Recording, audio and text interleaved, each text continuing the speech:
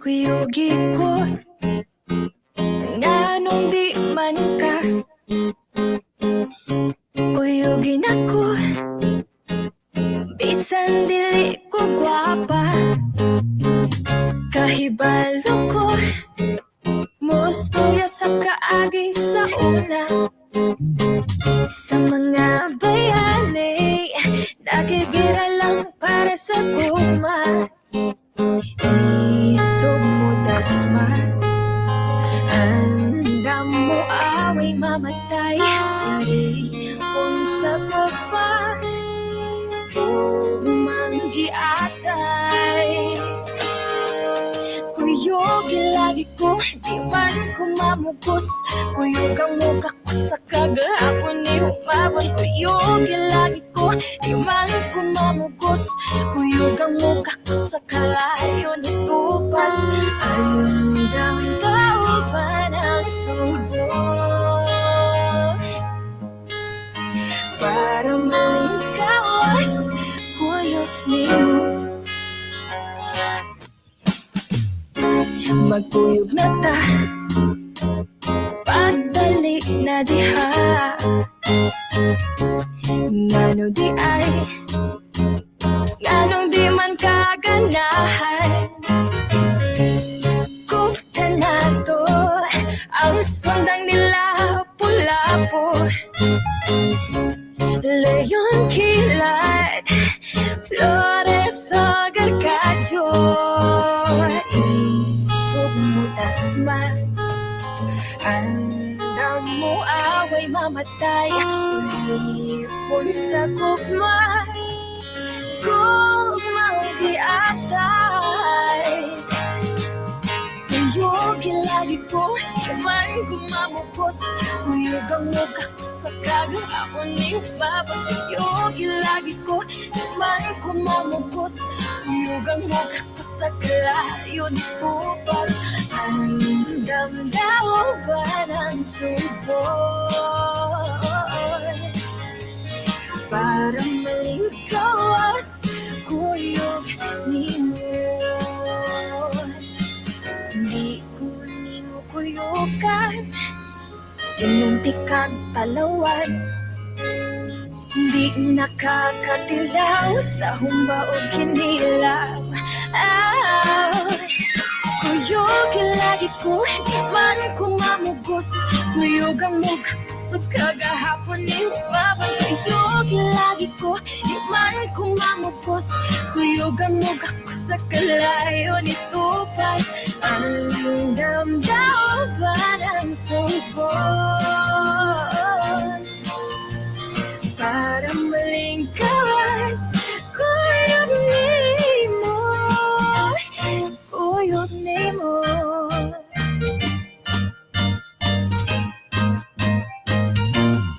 kuyog nimo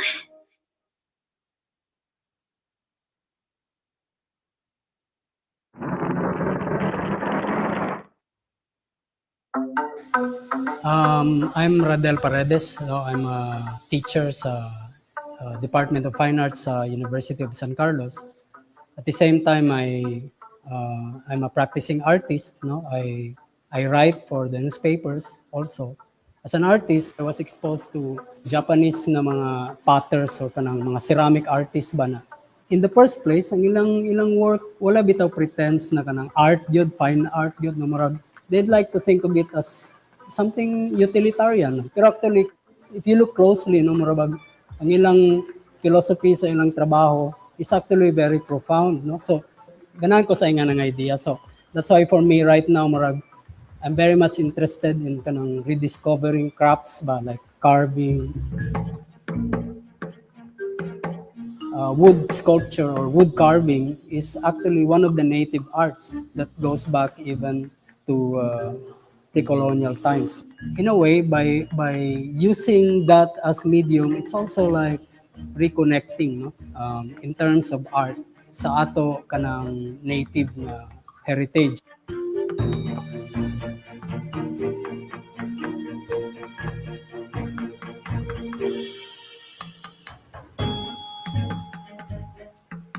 Wala gid tay klaro bitaw murag dili gyud kayo klaro ang information about ni Lapulapu. So there's a lot of mystery about him.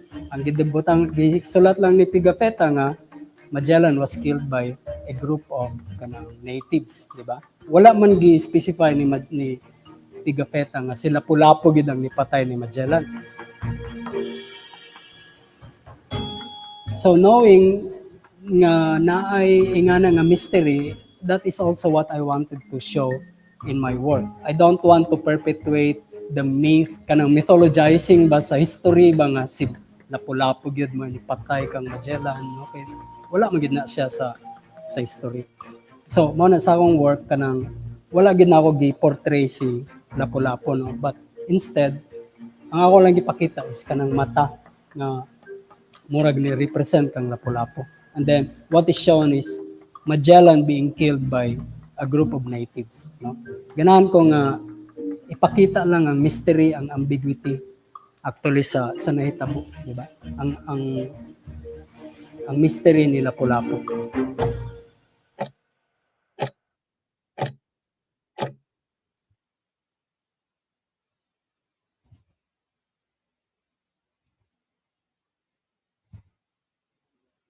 Malipayong pagsaulog sa 5 ug 2 ka tuig nga kasumaran sa kadaugan sa Mactan.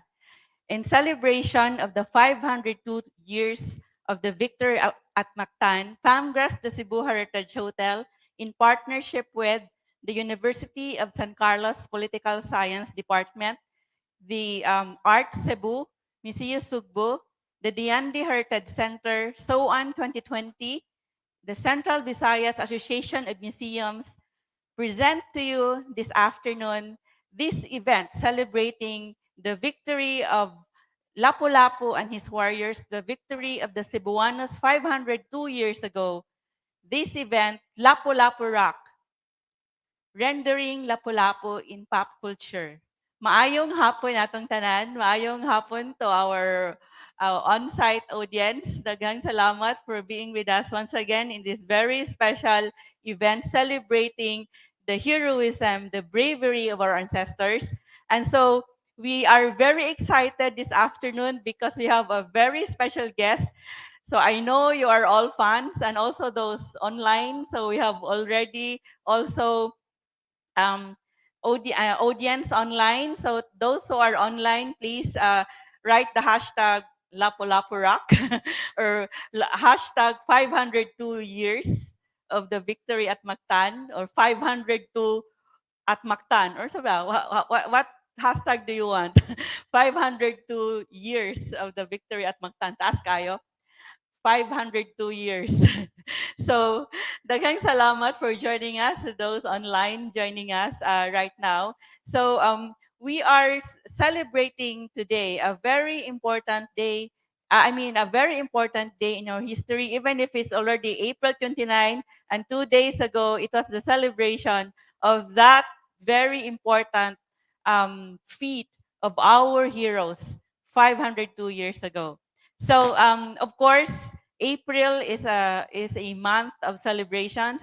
Earlier this month, we celebrated the 125th year of the Battle of 𝙍𝙬 Abril. So we know that the revolutionaries of 1898 or the 1896 revolutionaries in our country were inspired by the bravery of Lapu-Lapu.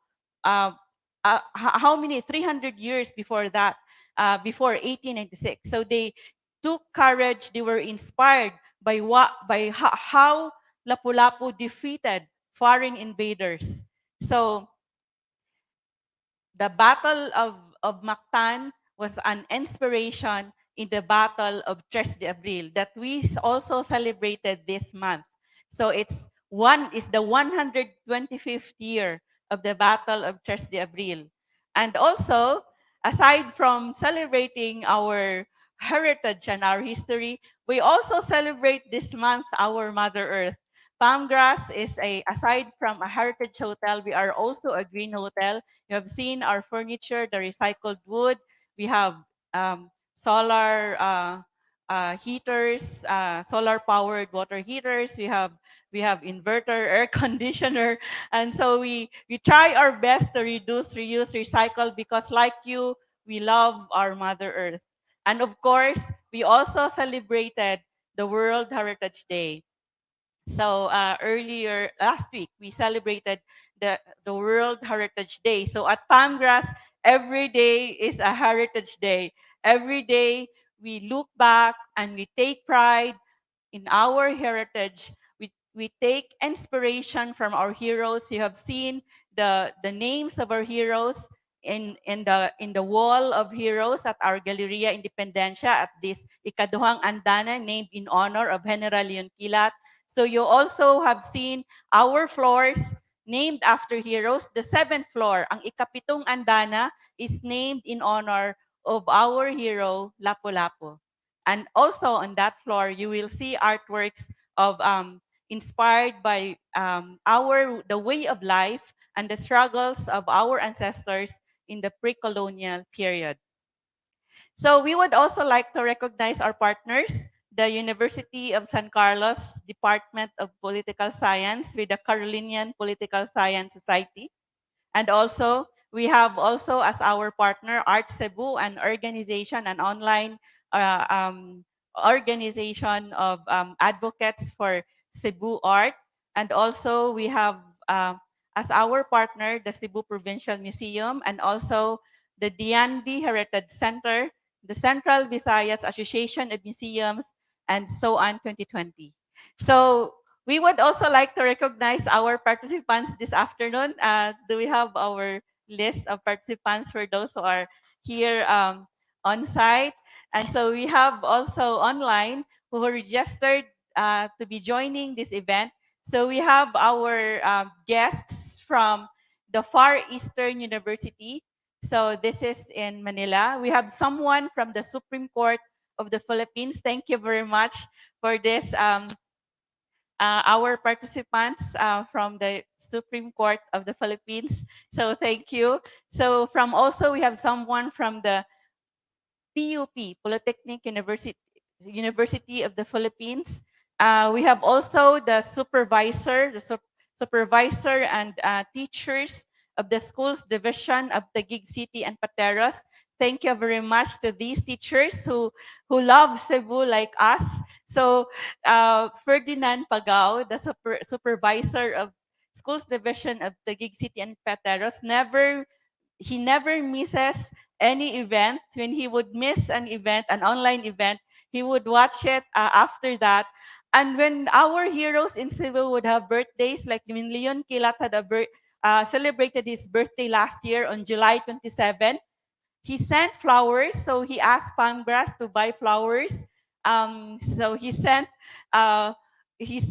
funds for the flowers, and he also asked us to bring it to Karkar because there is no other monument of Leon Quilat in Cebu right now, except for a wood sculpture that is now displayed at our ground floor, at our lobby. The only monument of Leon Quilat is in Karkar. So we went to Karkar, and the Karkaranans were very surprised. What are the flowers offered here? So thank you very much to Taguig City at Pateros who love our heroes like us, or more than. No, not more than, but then they remember the of course, Leon Quilat is a hero that fought for the freedom of our country from the Spanish colonial rule. And also, they also sent flowers for the birthday of General Arcadio Maxilom. So daghang salamat to the schools division of Taguig City and Pateros. And we also have our online participants from the History Lovers of Cebu. Daghang salamat to the History Lovers of Cebu. We have someone from the Foundation University, and this is from Negros Oriental. And we also have from the Cebu Association of Tour Guides, and we have also from the Mindanao State University, General Santos. Daghang salamat for joining us. We also have the page of the Visayas Culture, a Canada-based group that has an advocacy for Visayan culture, and they are sharing this event at the page. So the Visayan culture page is it is Canada based, but the members are from the different parts of the world. So daghang salamat for joining us in this advocacy of knowing more about our roots, of knowing more and being proud of our identity as Visayans and as Cebuanos. So we have also our audience on site. We have from the um, Cebu Association of Tour Guides also. We have from TCC, Talisay City College. The students from Talisay City College, daghang salamat for joining us. And we have from TNHS. What's TNHS? Ha? Tejero National High School. So daghang salamat to the students of Tejero National High School for joining. And we have the World War II descendants, World War II veterans descendants. Daghang salamat for joining. We have from Bathalad. and, and we have also from the Association of Tour Guides from FLAG. So FLAG is a tour guides group. The meaning of FLAG is very long, frontliners, but this is an association of tour guides, and they also have their uniform has the design, I mean the colors of the Philippine flag.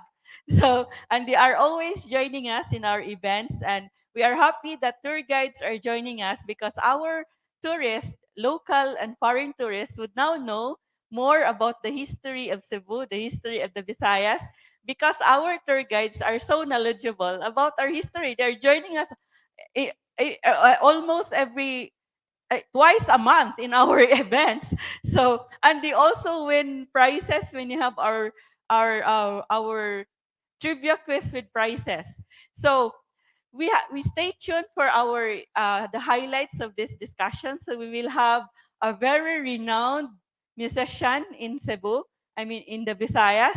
So everyone must know him, and then of course you would hear him sing his songs at the end, at the last part, at the second part of this program, because the first part of this event is our conversations with our panelists, our resource persons. And the second part would be the performance of our special guest this afternoon. So you should prepare what song she want to request. Kung ready lang siya. Okay. Dili man ni jukebox.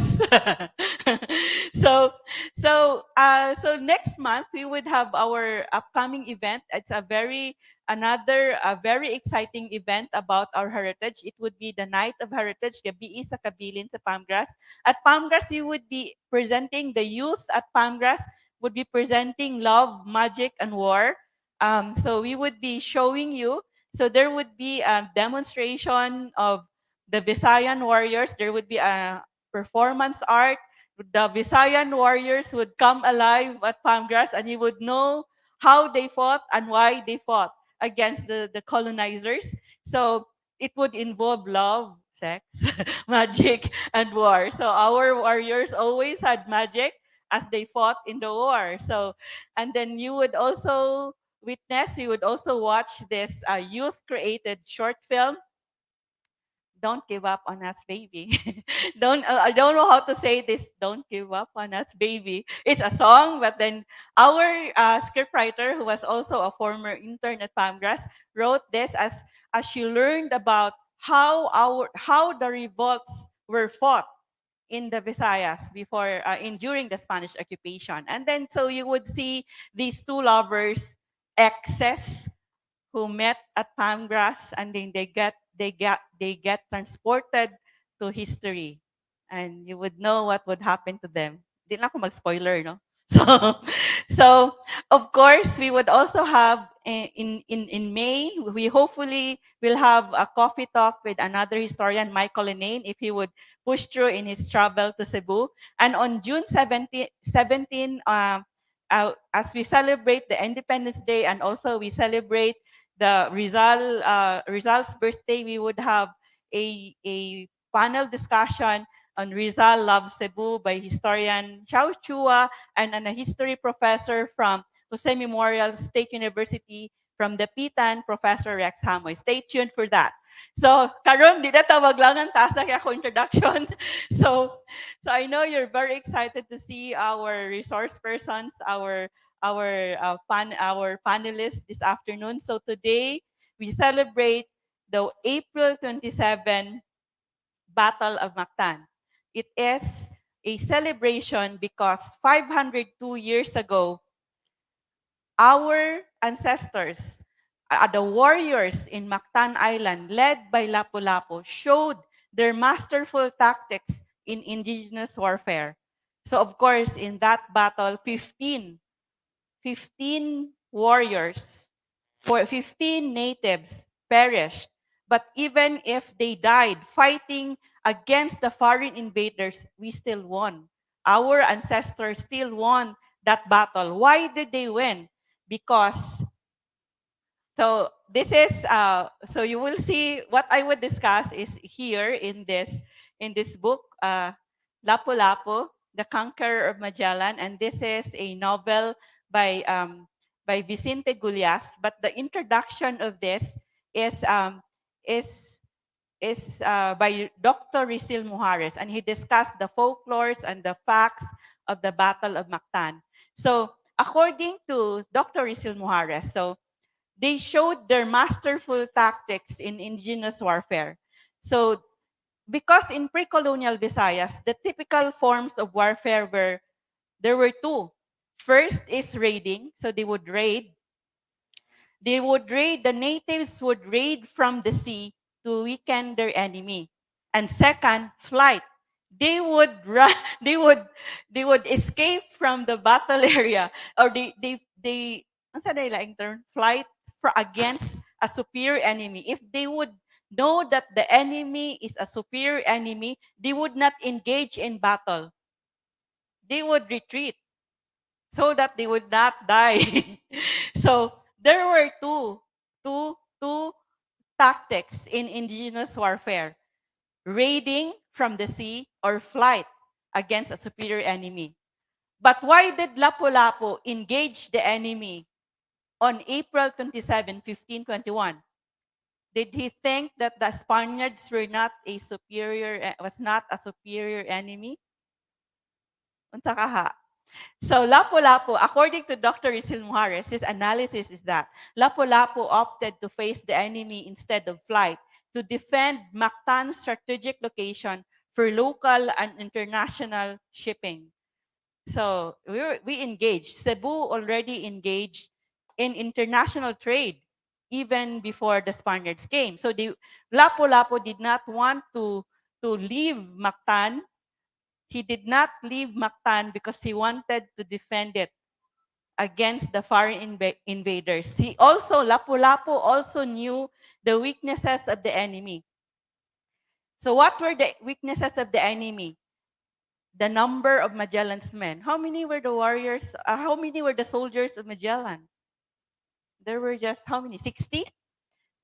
And then 49 went with him to Mactan Island. The others did not go with him. So there were dissensions in Magellan's troops. So there were factions. Of course, Magellan was a Portuguese and he was with Spaniards. And he also knew the distance of the cannons from the shore. It was Lapu-Lapu who told Magellan and his men at what time should they attack. He specifically asked them to attack at dawn, and that was it low tide. So it's low tide. So the ship of the Spaniards was the ships of the Spaniards were very far from the shore. So Lapu-Lapu knew how far were the cannons from the shore. And he also knew that the heavy armor of the enemy would weigh them down through mud and rocks, as he decided on the time of battle and timed it during low tide.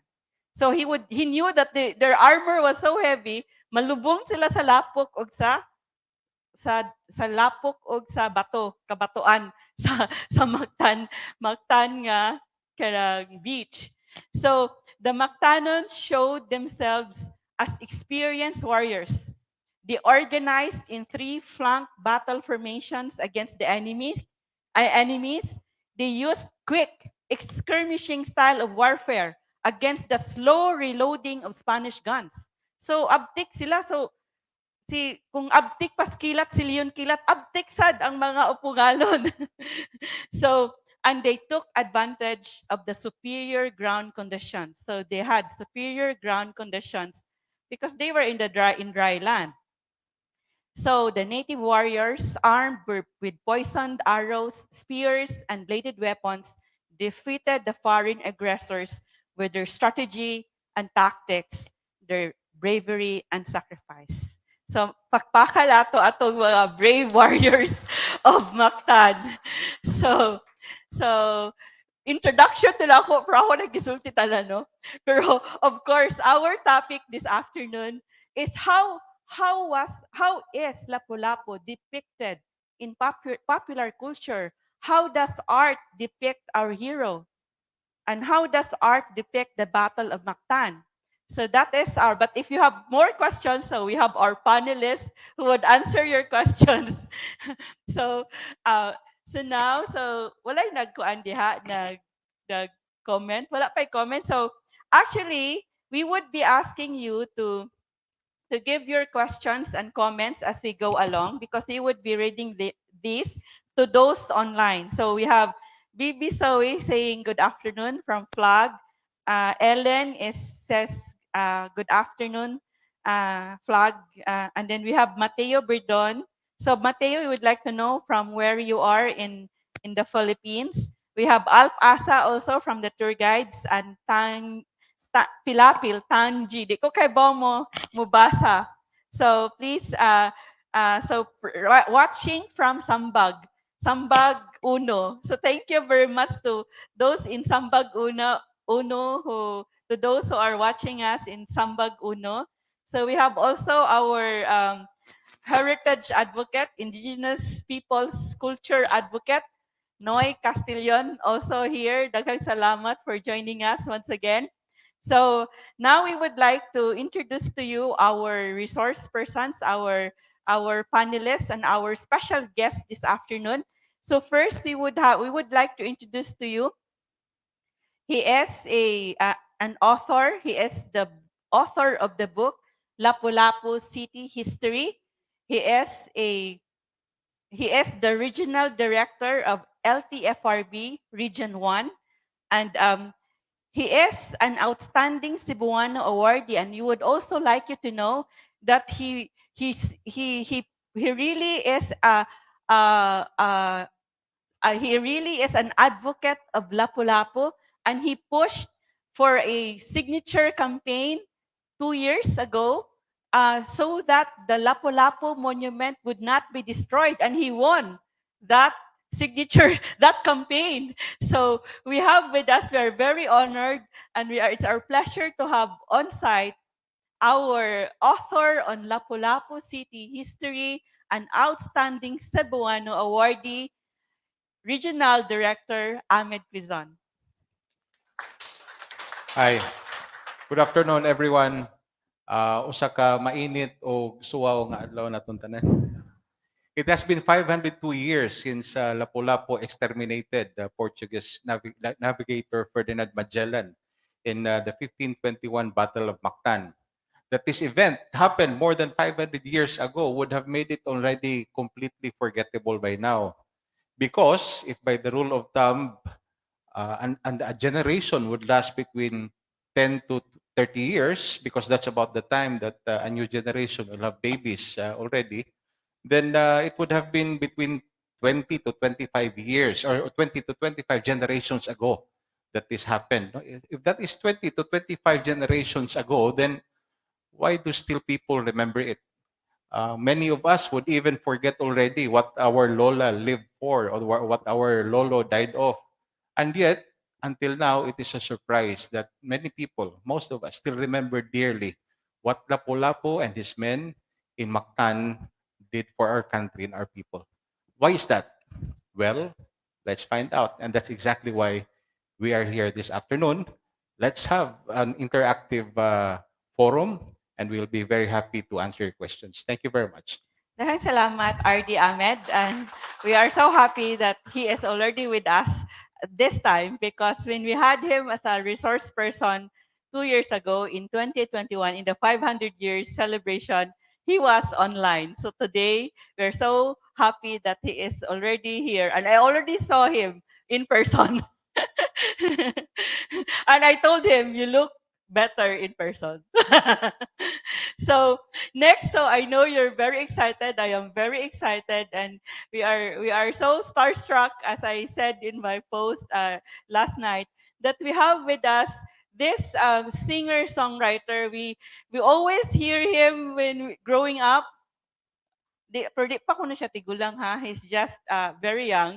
Our resource person and our panelist, our guest this afternoon, he is still young, but we heard him while we are growing up. We get to hear his heartfelt and his humorous songs, and we always sing it, right? It's very LSS nga mga kanta. Ano sa kanila LSS? So, and then he is a multi-awarded Cebuano singer-songwriter. He is a hit maker. He has so many hits. Pila naka-hits sa Visayan song. You would hear his song being sung and being played on radio stations all over Visayas and Mindanao. So di na ta maglangan. Please help me welcome the very famous and the very talented Max Surban. May hapon sa tanan. Nalipay ko, na-imbitar ko. This is my first kind of invitation.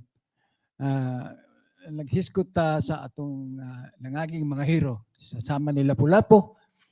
Pero nalipay ko, na-imbitar ako dire. Unya ingon si ma'am, yang pakuno ko. Yang pa ko day? Young at heart. May gala, senior na ko. Ang tinuod, high school pa ko, senior na ko, may gala. Senior ba sa high school dong? Nag-agin ako senior sa high school pa. So may nagpasalamat ako, na-imbitar ako dire. Unya taon siguro, muhatag ako mga pipila ka kanta para niyon tanan. Unya, salamat ka, nangabot mo tanan, at least na amo diha, mga kalibo lang. Sige, salamat kayo. Ha? Thank you. Dahil salamat, Max. So we finally saw him in person. Also, we only hear him on radio, and even we see him on YouTube. And so I got so much fun watching him with Yoyoy Villame sing that song, Lapulapu Rock. Daguhoy Rock, Lapulapu Boogie. But our title of our event this afternoon, it says Lapulapu Rock because we are celebrating Lapulapu. But then the song of Max Surban and Yoyoy is they celebrated two heroes in the Visayas. In that song, Daguhoy of Bohol and Lapulapu. Of course, Daguhoy also fought the longest revolt in our islands for more than 80 years. So he had a republic in Bohol. So that's why you would always hear Republic of Bohol.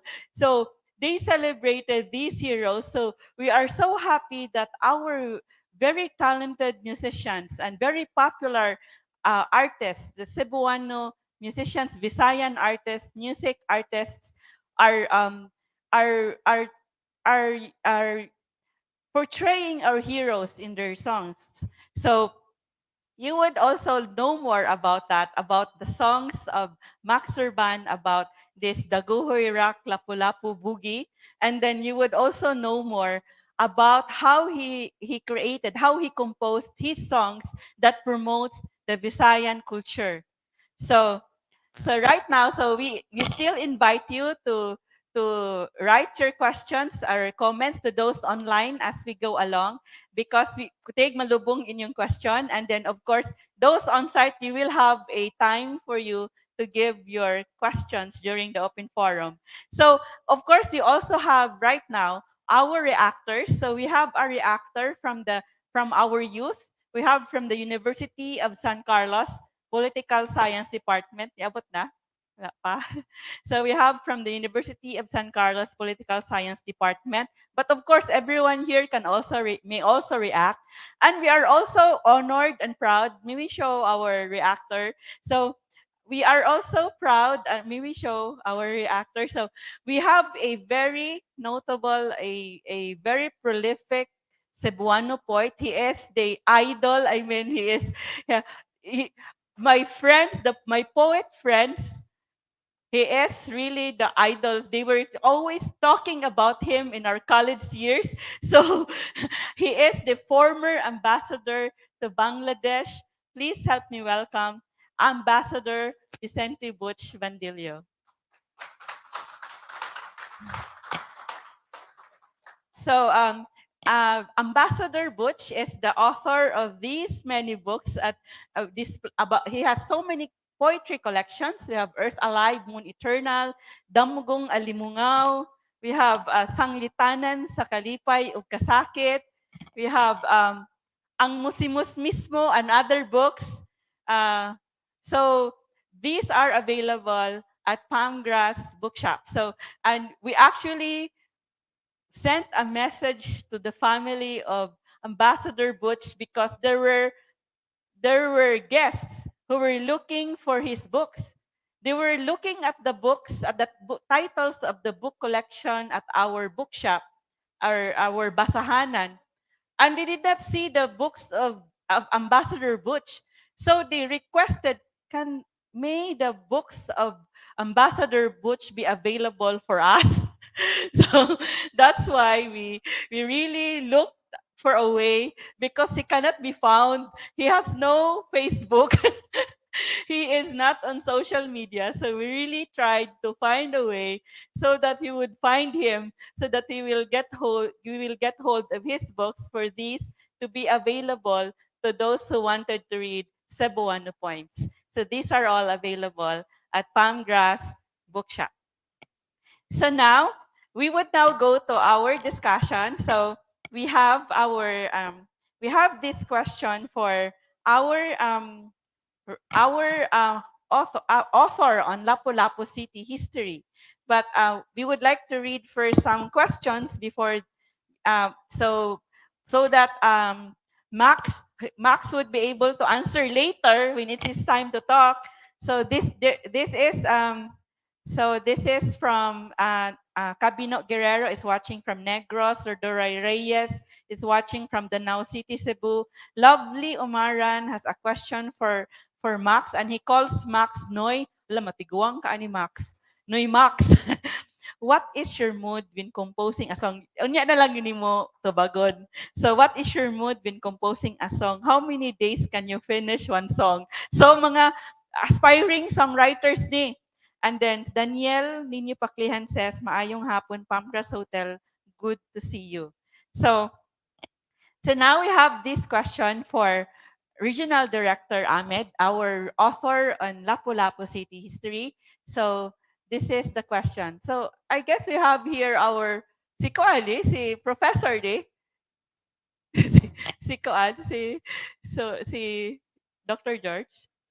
So we are so happy that we have with us Dr. George, a history professor, was a doctoral in history, Dr. George Borinaga. And he is actually the one of those who recommended that the resource person this afternoon, one of the resource persons this afternoon should be Director Ahmed Cuizon. Actually, he even sent us how to contact you, RD Ahmed. Grabe ha? He knows your are you friends on Facebook? Oh, friends demo. So we have this question for you, RD Ahmed. So for you, what are the art forms depicting Lapu-Lapu that made an impact on the people? Actually, there are many art forms depicting the life of Lapu-Lapu that made a big impact on our people. To mention a few, we have performing arts such as music, dance, and plays. We also have visual arts consisting mainly of paintings, sculpture, and filmmaking.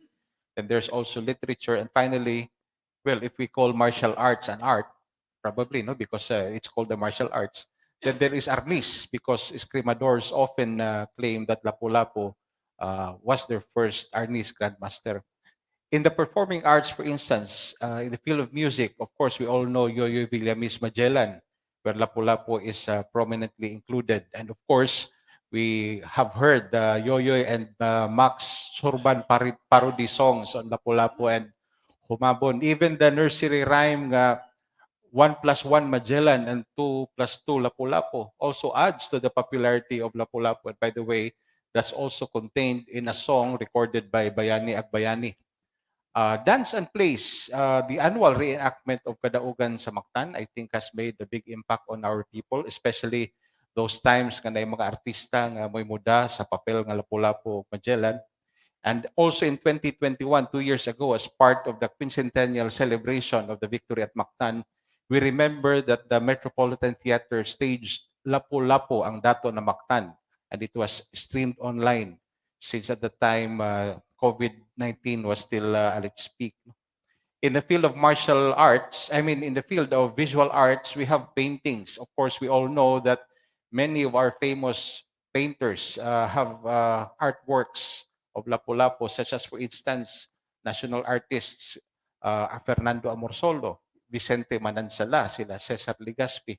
Here in Cebu, our Dean of Cebuano painters, Martino Abellana, also painted Lapu-Lapu, as well as very prolific writer Romulo Gallicano. Painter Romulo Gallicano. And another popular painting, which is often not credited, unfortunately, has been done by Manuel Pañares. Among the Oponganons, we have Marvidal, Ariel Caratao, and Mimong Pino have also made excellent paintings on Lapu-Lapu. The one made by Primo Pino is actually in the Liberty Shrine in Mactan. You see that huge painting at the back of the stone marker. No? That was done by Primo Cuizon Pino. His middle name is similar as my family name.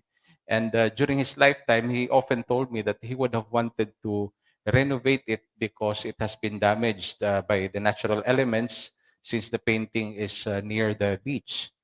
And by the way, that painting has also been featured already in the National Geographic.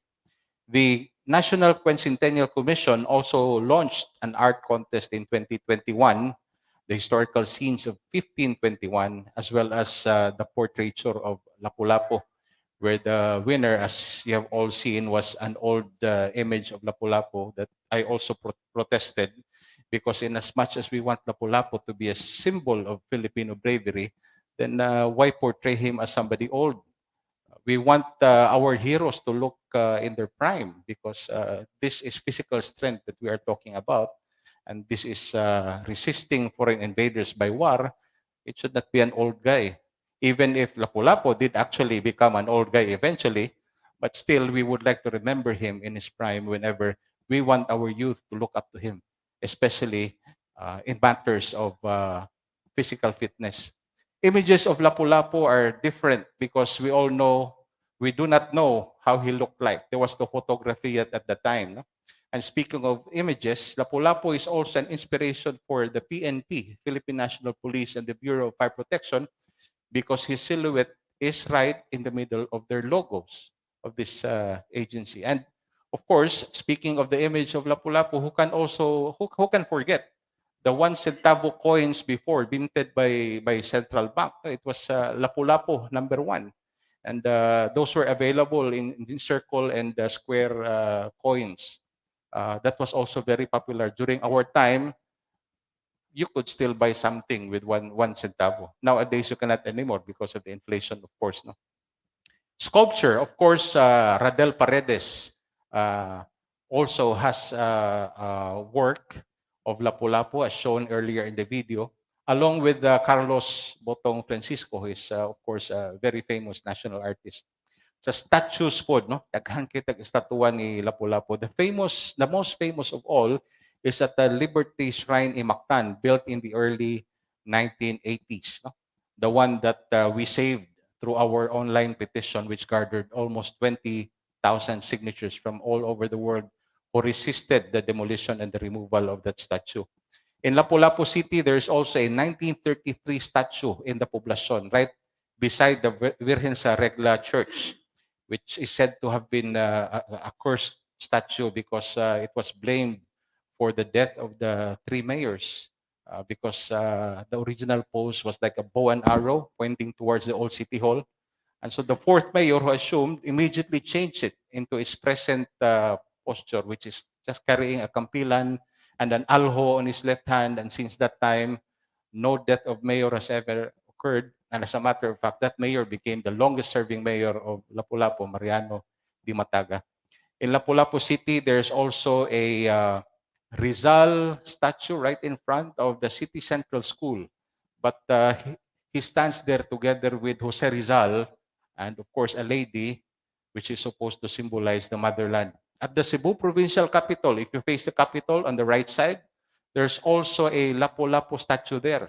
And as a matter of fact, in 1987, I think, then provincial board member Ribumapil Olganza Jr., Joyboy Olganza, even submitted a past resolution or ordinance in the provincial board to renovate or demolish that statue because it allegedly looked like the former governor Eddie Gullias. And, you know, there was something political going on at the time. In Camp Lapu-Lapu also, there is a big statue of Lapu-Lapu. And that is where Trillanes, Senator Trillanes, who was hiding at the time, announced that he was still in the Philippines. He appeared beside that statue. So that makes it very historical, carrying a present-day copy of Cebu Daily News. He was pictured there, and so that was the time that he appeared again after hiding. In the COA regional office at Martires Street, there's also an Amorsolo-inspired statue of Lapu-Lapu.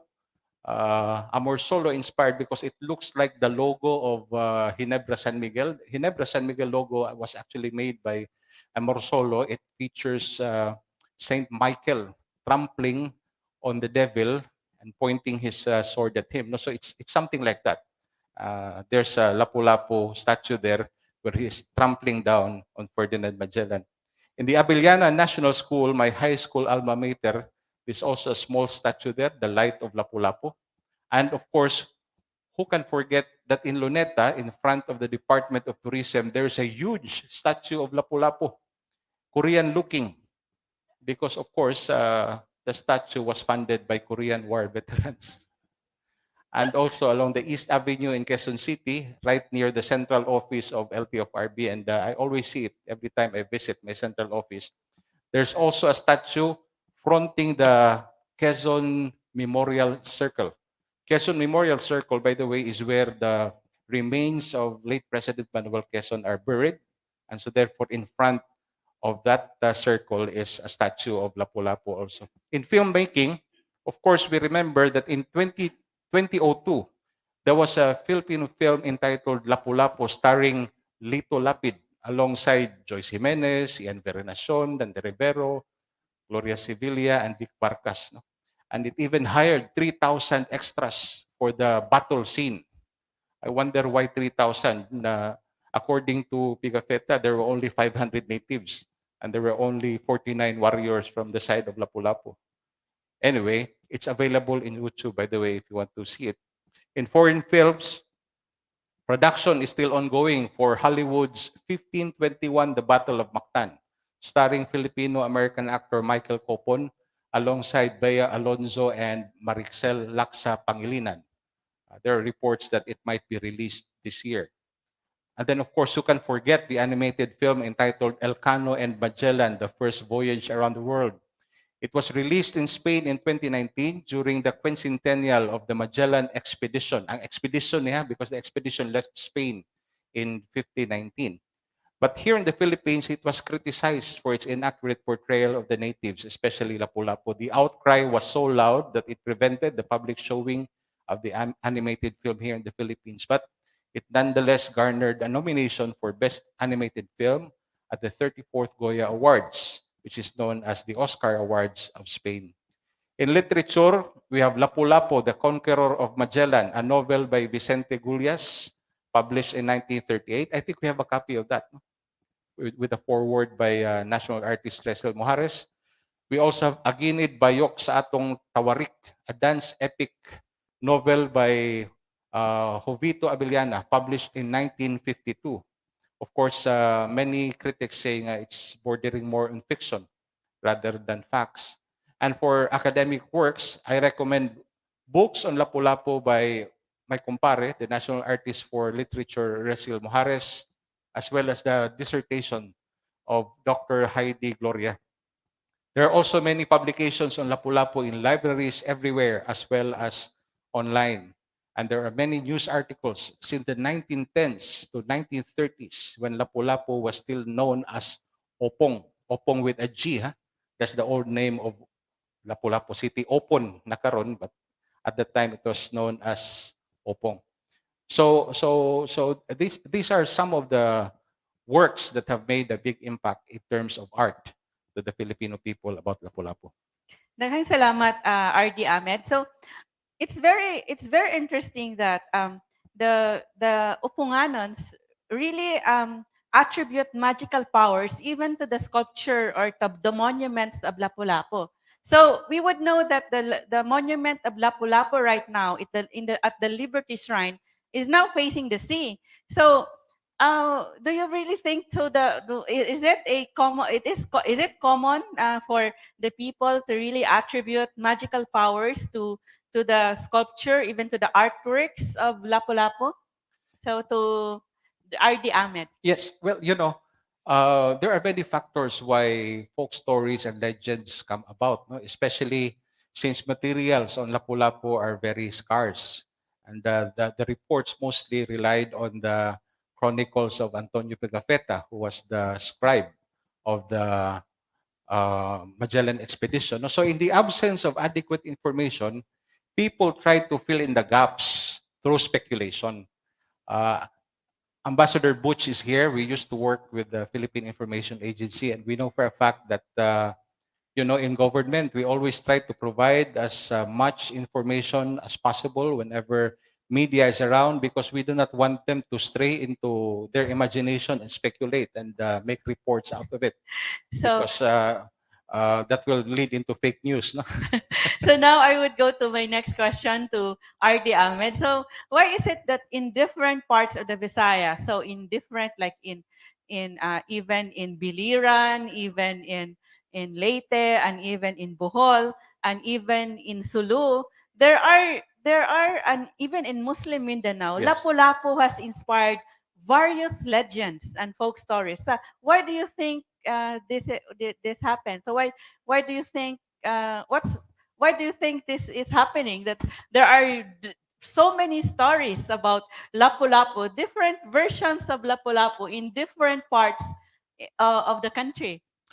Surprisingly, even in Mactan, there used to be some legends about Lapu-Lapu also, no? And that's exactly the hope of Lapu-Lapu himself. Such as, for instance, when Magellan attacked the shoreline of Mactan, ang mga bat kunog mga kinhason og mga langbay nitabang og paak sa mga sundao ni Magellan, because they were trying also to defend Mactan and Lapu-Lapu. No? Unya, among others, for instance, because nobody really saw how Lapu-Lapu died. If you're familiar with the terrain of Lapu-Lapu, there's a barangay there, Posok. Diya may sewage nga na siya gamayng undulation, no? Puro siya gamay hilly part, no? Well, one claim is that one legend is that Lapu-Lapu was actually a giant, and when he died, that is his mortal remains. Mo ko nag-ana kay mo na contour sa iyang body sa iyang, no?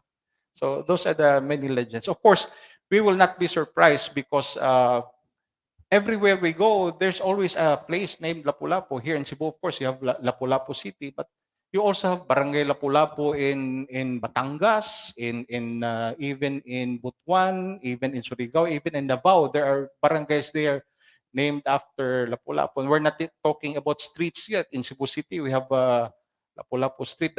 Do you know in Baguio, there are even two Lapu-Lapu streets, one in downtown Baguio City and one inside 𝐾𝐚𝐩𝐿. No? So that makes it not just the city of pines, but the city of two Lapu-Lapu streets.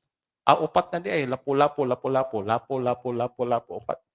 So, because of this prevalence of many names of Lapulapu, people always wonder who is this guy. And so therefore, that has, of course, created some interest. And in Mindanao, it is even widely talked about. Lapulapu was Muslim. If you remember in 2021, guest speaker during the quincentennial celebration declared that in his speech that Lapulapu was Muslim, although eventually he recanted his statement and apologized for it because historians like Dr. 𝙍𝙤𝙤𝙙𝙬 have corrected the claim. And mao na siya ang usa sa mga hinungdan nganong daghan kay mga legends about Lapulapu. But suffice it to say that here in Cebu, of course, we believe that Lapulapu was not a Muslim because there are many facts that will prove otherwise. Thank you. Daghang salamat, RD Ahmed. So of course, in the Chronicles of Pigafetta, he said that if the natives here were Moors, they would have erected a column, but because they were heathens or they were heathens, so they erected a cross. So that's what Pigafetta said. So Pigafetta essentially said that the Cebuanos or those in these islands are not Moors. And besides, they also ate pork. They even traded in pork. And they had tattoos. No? I know of many Muslim friends. As a matter of fact, my first name is also Muslim, although I am not a Muslim. But I know from my Muslim friends they do not have tattoos because they do not want to desecrate their body, which they consider as sacred.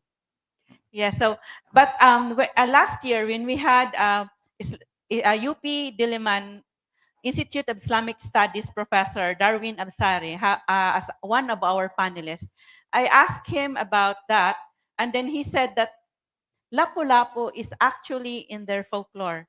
His mother, when he was growing up, Lapu-Lapu was a bedtime story for them. So their name for Lapu-Lapu is 𝐾𝐚𝐤𝐿, and in their story, Lapu-Lapu or 𝐾𝐚𝐤𝐿 was sent to fight the Spaniards. So that's in their bedtime. It's also in their oral tradition. So Lapu-Lapu has inspired so many folk stories and oral tradition in different parts of the country. And even when I was talking with Dr. Jess Tirol of Bohol, he also has a version of the Lapu-Lapu story that the Battle of Mactan also happened in Bohol. And if you would ask, you would see the writings of Dr. Rolando Borinaga, the father of Dr. George. He has also a theory about Lapu-Lapu. So right now, we would like to show you this video that we made last year, and you would like to screen it again. We would like to show you again this video, and you would see our history professor, Dr. George Borinaga here, and also a missionary who had a mission in Mactan Island. So please watch this video that Panelists, the Cebu Heritage Hotel produced, Lapu-Lapu Myths, History, and Diversity.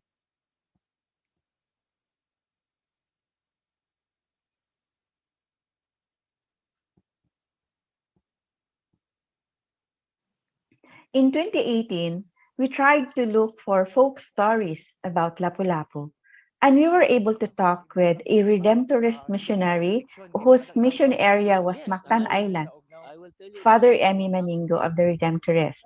He told us about these stories that the people told him. So these people were urban poor and fisher folks of Mactan Island. Ang papa ni Lapu-Lapu nga mao ang dato chief nagdamgo dong Lapu-Lapu kining nagdamgo man ko gabi uy nga dunay dagko kayong mga barko dong nga mudunggo sa atong baybayon nya mga naog ang mga puti nga mga dagkong tawo nya giingnan ko sa nagpadamgo nako ihatag ka ng imong baston kanang imong sungkod ngadto ni Lapu-Lapu ingna si Lapu-Lapu imong anak nga mo'y musunod nimo pagka dato chief kining akong baston, kining akong sungkod, ilamba ni, pilia ang lubi nga, pinakalubas, pinakagahi, the most mature and the hardest of all the coconut trees, hit it with my cane. If my cane breaks, that's it, we are finished. But if the coconut tree is broken, we will win with the help of our spirits. Cebu historian and national artist for literature, Dr. 𝙍𝙬𝙣𝙙𝙖𝙤𝙬 has been writing about Cebu history and culture since the 1970s. And he said the deficit of facts has inspired such rampant speculation that no Filipino hero is as heavily cloaked in myth and fiction as Lapulapu. So the people made stories about him based from their imagination of how they interpreted Lapulapu and the Battle of Mactan. And the stories that they created were inspired by their belief system, their values, and their experiences. I find those stories very fascinating. And, again, like you take these narratives as it is, as data that can help you understand ang local belief systems, ang ilang mga values, ang ilang mga historical experiences. So for me, these types of narratives, they are actually quite packed with information that can help you better understand ang local society, ang local community. Dr. 𝙍𝙬𝙣𝙖𝙤𝙗 does not dismiss the mythical and the folk stories surrounding Lapulapu. Instead, he offers to view Lapulapu through two lenses, the historical Lapulapu and the mythical Lapulapu. Yap, ana. Unya, nanganaog na ang si Magellan. Di sila nagatang. Ana, kay Hunas man, there were big, taklubo bitaw, big giant clams. Muabli bitaw ang mga giant clams. Ilang gipaak ang mga tiil ni Magellan ug mga sundao Espanyol. Ang ug gipaakan ng imong tiil, di nakakadagan, di nakaka-defend themselves. Agi do, o lang nila Lapu-Lapu, agi tigbas sa ilang kampilan. So according to Magellan's scribe Antonio Pigafetta from the English translation of Blair and Robertson, an Indian hurled a bamboo spear into the captain's face, but the latter immediately killed him with a lance which he left in the Indian's body. Then trying to lay hand on his sword, he could draw it out but halfway because he had been wounded in the arm with a bamboo spear. When the natives saw that, they all hurled themselves upon him.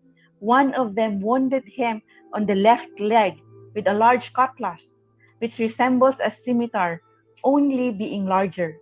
That caused the captain to fall face downward, when immediately they rushed upon him with iron and bamboo spears and with their cutlasses until they killed our mirror, our light, our comfort, and our true guide.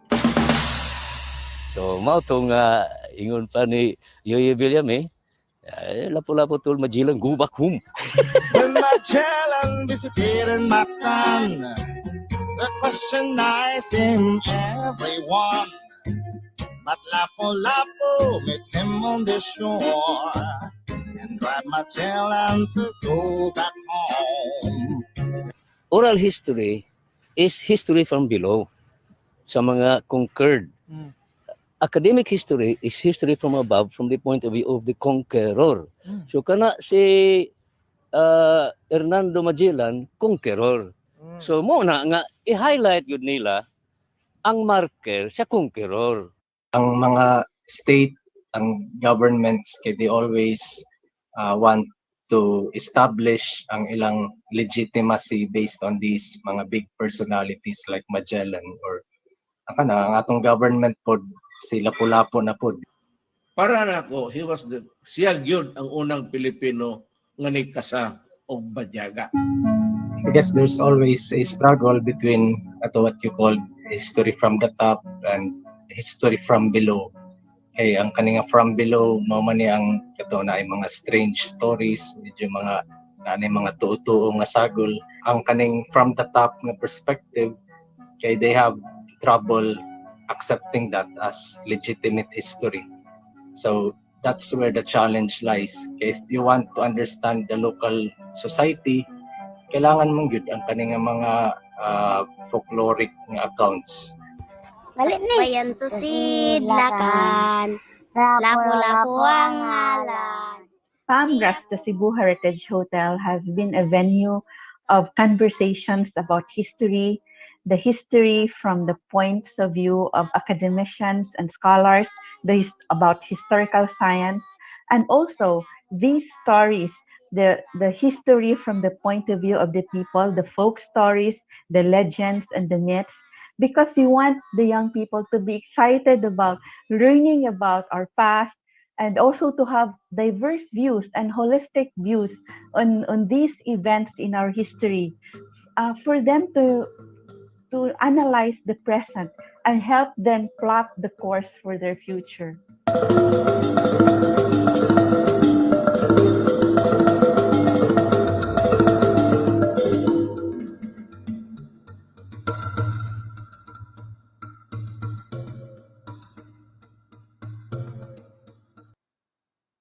Daghang salamat for that video.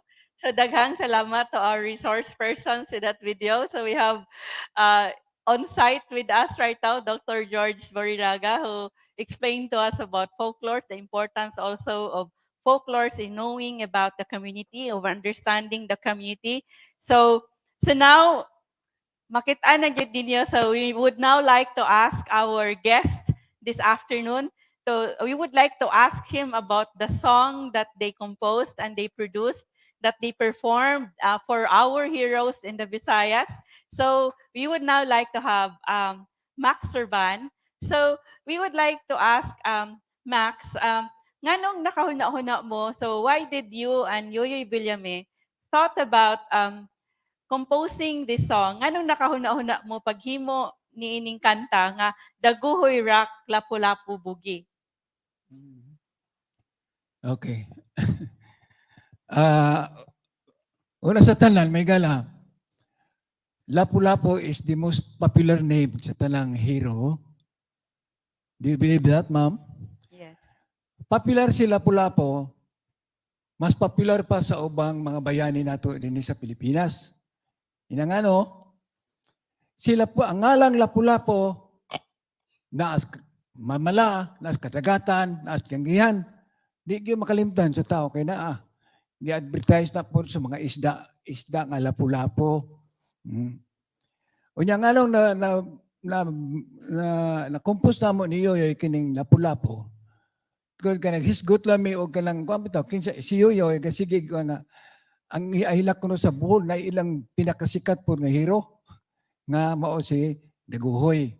So ako po, ang tumago sa Bisaya na, sa Cebu, Lapu-Lapu man po. Tungkol ni Ana, nakaisip may kay ang Baykor po na itong panahon na nag-request nga pagkantahon mig Juhit. Kasi ato na lang i-Juhit ng kantaha. So, nitabangan na mong Yoyoy, buhat-buhat, but any comedy art lang, novelty art, ang Daguhoy Rock Lapu-Lapu Bugi.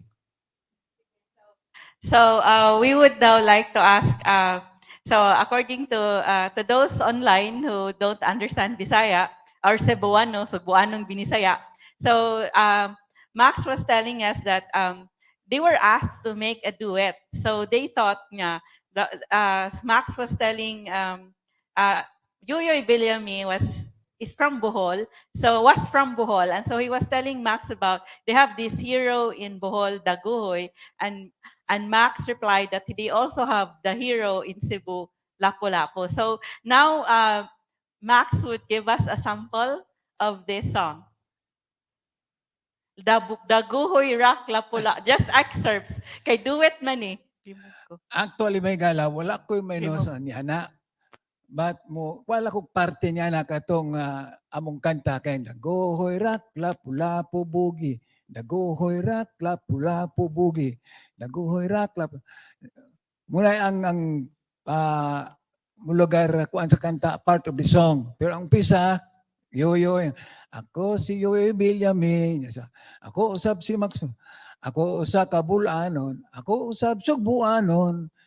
Pag umangkong ko ni Daguhoy, ako usab nila Lapu-Lapu. Muna nga mo nadana mula si Daguhoy Lapu-Lapu sa kanta mismo. So we would like to know. So we would like to know from the audience if you have heard this song, the Guhoy Rock Lapulapu Bugi. Sinoy Castilian Ramay Kahibaw. So it's a very fun song. So if you have seen the video of it on YouTube, so at the end of it, they would actually be they took out the barrier separating Bohol and Cebu, and so they were now fighting. The Guhoy and represented by Yuyoy and Lapu-Lapu represented by Max. They are now fighting playfully in that video. So in that song. So we would like to ask Max, what was the reaction of your fans? So when was that released, that song? Sa mga concert naman niyo, bisan asa abroad o dinila sa Pilipinas, gihimo na namong intro. Kanang pagpailan na mo ba, ako si Yoy Villame, ako usab si Max Surban, amo lang gihimong intro. Kay patok mo kay sa katawan, maminaw. So, sugod na mo wana, bungga na mga tao. Sunod-sunod, dayan ang mga kantang uban pa, plus among mga jokes. Pero kanang Lapulapu dagoy mo na among intro pirmi ni Yoyoy. So, ang reaction sa mga tao, lipay kay sila. So, ganahan sila sa Lapulapu. Nagbugi si Lapulapu. Yeah, Daguhoy Rock. Nganong Daguhoy Rock? Kisa, giusan niyo pagsulat di Yoyoy, anak nga song. Si Yoyoy may kakuan ng Daguhoy Rock. Siya iyan ng mga litan, Daguhoy Rock, Lapulapu, Bugi. So kami doon tinabangay. Gikan na ni Yoyoy nga, atong taytulala ni og kanang Daguhoy Rock, Lapulapu, Bugi. Muna mo kanta. So kamo gid duha nagsulat kami duha ana nagtampo-tampo og litra. Pero si Yoyoy mas daghang gilitra nga komedi ba. So ang music ana kamo san duha? Kami po duha. Sige. So if you have questions, so those online, you can give it. You can already write your questions at our comment section. And for those on site, so there we have these reactions.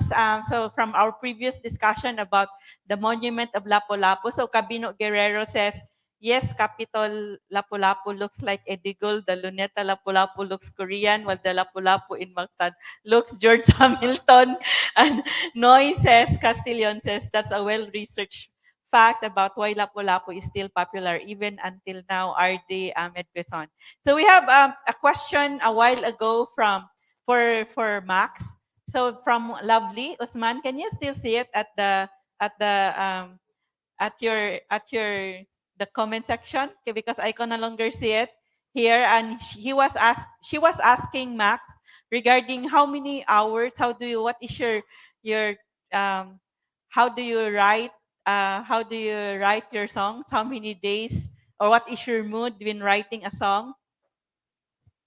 Ang sa amo lang sa pagbuhat og kanta, ang kanang komedi madugay usa mo abot og 1 week. Kay sa mga lyrics, review na mo ana, usay makahunaw mas manindot nga litra, so amo na po nang papason, amo na po itapak ang bagong litra. Hantod mabuo na ipapaminaw na mo na sa mga minsan sa mga among mga kamag-anak, paminawan niya mo gani, ay nindutan. So amo na record. Pero mo gani, dunay kuan, amo na sa nang gubuon usbon na pod. Hantod mabuo na nang usa ka kanta. Na approve na kayo. Yes, so Lovely, you now have tips from the great Max Surban on how to write a song. So now we would like you to know that there is this video of in the 500 years of celebration of the victory at Mactan. The National Quincentennial Committee made notes on the very popular song of Yoyoy Villame.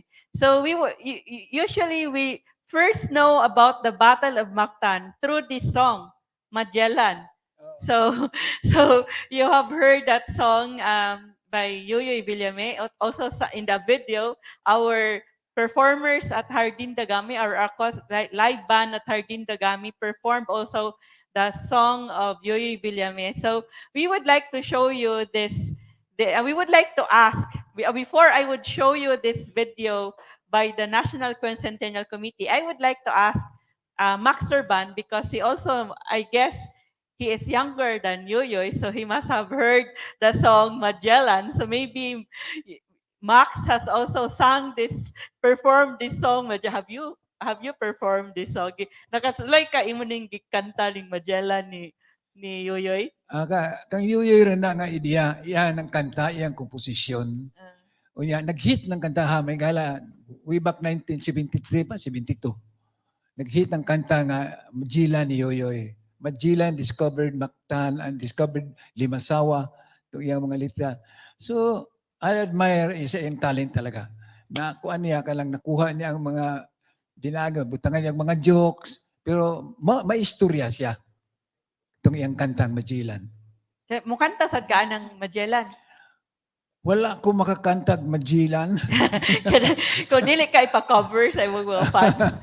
Kabaw sila, murag naamoy, murag sa public, murag naay rivalry si Max Surban o si Yoyoy, right? In public, murag sa mind sa mga tao. But then you have also performances together. Yeah, many times, back to back. So back to back na. So nasad mo murag ka ng challenge. Kana usa na tawag arag face off. Usa tawag arag duha ka performers and then murag duel. Showdown. So nasad mo showdown. Showdown. Showdown eh. Yoyoy. Kadaghan naman may mag-showdown. Isang dinisakpan sa Jinsan, diri sa Cagayan, showdown, Miss Yoyoy. Nya moral gina, pag kami nanduha mag-atubang, ang kanta na mo, 𝙍𝙤𝙘𝙧𝙤 Lapulapu Bogi. Salamat. Nakita man niyo sa TV, ma'am, di ba? Yes. Pwede sa dato na mapakita later, pero di man gud musugot ang YouTube nga mo play ta og karag, di ba dito sila musugot niya mo play ta og karag songs na dia. So now we would like to show you. So Max would later give us his hit songs and also samples of more of his songs. So now we would like to show you this video of the National Quincentennial Committee annotating the Magellan song performed or composed, produced by Yoyoy Villame. So please watch this.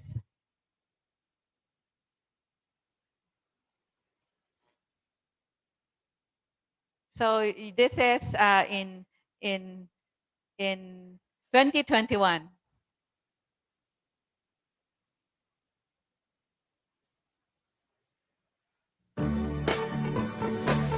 Si Roman Villame, na mas kilala sa tawag na Yoyoy, ang siya na sigurong pinaka-impluensyal na nagpakilala sa mga Pilipino sa kwento ni Magallanes at Lapu-Lapu.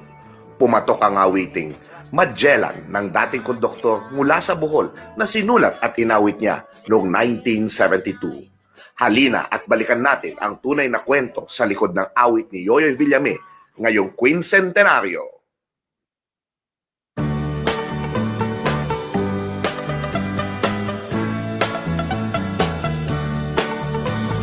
March 16, 1521,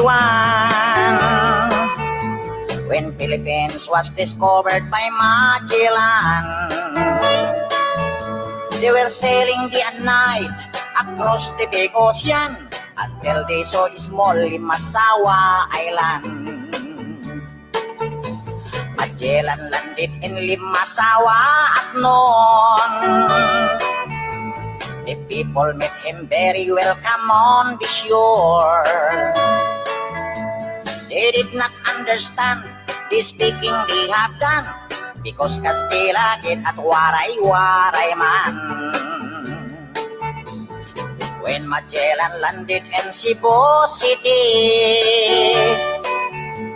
Raha Humabon met him, they were very happy. All people were baptized and built the Church of Christ, and that's the beginning of our Catholic life. When Magellan visited in Mactan to Christianize them everyone, but Lapu-Lapu met him on the shore and dragged Magellan to go back home. Then Magellan got so mad, ordered his men to camouflage Mactan Island we could not grab. 'cause Lapu-Lapu is very hard. Then the battle began at dawn. Bolos and spears versus guns and cannons. When Magellan was hit on his neck, he stumbled down and cried and cried. Oh, mother, mother, I am sick. Call the doctor very quick. Doctor, doctor, shall I die? Tell my mama, do not cry. Tell my mama, do not cry. Tell my mama, do not cry. That's the end of Magellan in the island of Mactan long time ago, ladies and gentlemen. Daghang salamat for that those notes by the National Quincentennial Committee, clarifying, of course, some lines in the song in the song Magellan. So Magellan was not hit on his neck. He was actually Magellan was hit in the arm and then on leg, and then he was finished off with a scimitar, or it's just like a kampilan. So so they were not very happy when they but it's a fun song, and we know we will have an intro to history, but then you need to study more and read more to know the facts in history. So it's in the notes about that song, produced by the National Quincentennial Committee. So for the 500-year celebration of the victory at Mactan. So but we thank Yuyoy because he was able to popularize how the Mactan was very hard. Gahi kaayo ang mga taga Mactan, wa gyud mapildi sa mga katsila. So now we would like to ask Awardee Ahmed regarding the significance of the huge celebration in the 500 years of the victory at Mactan. So that was in 2021. It was a very big celebration. It's a nationwide celebration of the victory at Mactan. So for you, Awardee Ahmed, we would like to ask you what was its significance for you? Well, it has often been said, no, that the significance of the victory at Mactan is that, well, it was a victory. And it is not often in Philippine history that we achieved and we came out victorious, because other events in our history are always about failures, such as the fall of Bataan, the fall of Tirpas, etc., etc. But you know what even makes Kadaugan sa Mactan, or victory at Mactan, more significant nowadays is our present conditions. Ladies and gentlemen, I would like you to look around, because right now, our country is facing the challenge of foreign intrusions. Lapu-Lapu's bravery landed him in the 1898 Declaration of Philippine Independence. His name was there in the Malolos Congress. It was mentioned in the Declaration of Philippine Independence. You can just imagine the odds that he was facing at that time. Because like now, people are saying na we cannot win over our other countries who are occupying our territories and who are threatening to overtake some of parts of the Philippines because they are superpowers. Remember, ladies and gentlemen, that Spain at that time was the superpower in the whole world. And Mactan was just nothing, not even third world. And yet, Spain at that time had modern weapons. They had galleons. They already had guns at the time, the muskets. They had cannons. They had armors of steel. And yet, silang Lapu-Lapu nagbahagra. Their only weapons were sticks. They had spears. They had bows and arrows. So, obviously, they were supposed to be outfought because of the superior weaponry of the Spaniards, no? So, therefore, let us look at the situation now in our West Philippine Seas. Foreign intrusion into Philippine territories in the West Philippine Seas remind us to take stock of the lessons of the victory at Mactan. The rule of law, for instance, no?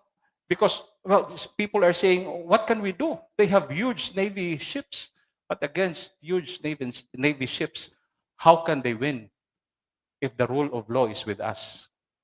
They have intercontinental ballistic missiles. They have aircraft, and they have 1 billion soldiers. But what is that to stand in the way of the Hague ruling, of diplomacy, of the United Nations Convention of the Laws of the Sea, of our international alliances with the Association of Southeast Asian Nations, with the United Nations? And what is that to stand against the Mutual Defense Treaty and the EDCA? The lesson here is that just like Lapulapu during the time of the victory of Mactan, is that we should not be bullied. Let us stand our ground and prove ourselves worthy to be called the sons and daughters of Dato Lapulapu. Okay, salamat. Very well said, RD Ahmed. So, for you, how do you want the Lapu-Lapu to be known by the youth and children of today? The youth are they are the children or the future of our motherland. How do you want them to know Lapu-Lapu? Well, I want Lapu-Lapu to be known as the father of this nation, because recorded Philippine history started during his time, and it was the victory of Mactan that was the most significant part of that story. The victory of Mactan shook the world and put our archipelago on the world map, although we were not yet called a country at the time. But Lapu-Lapu's acts of heroism were the building blocks on which our nation was founded. There was no country yet called the Philippines, but his heroism started our quest for nationhood. Our nation was established by the blood, the sweat, and the tears of our ancestors, led by that Dato Lapu-Lapu. And we would not have been what we are today if not for the sacrifices of Lapu-Lapu and his men in the shores of Mactan. And so therefore, rightfully, I think Lapu-Lapu should be acknowledged as the father of the Filipino nation. Salamat, RD Ahmed. So very beautiful. And so it's very, thank you for the very heartfelt insights about our hero, Lapu-Lapu. So for you, RD Ahmed, what should be done? What more should we do? What should be done to make our hero, Lapu-Lapu, relevant today and the future?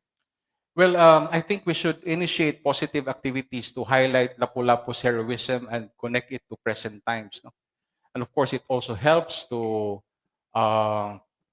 implant in our youth's mind the deeds of Lapu-Lapu. Perhaps we should have more literary contests. We should have more essay writing contests, oration contests, because nowadays I don't hear so much of these things anymore. No? We have so many sports.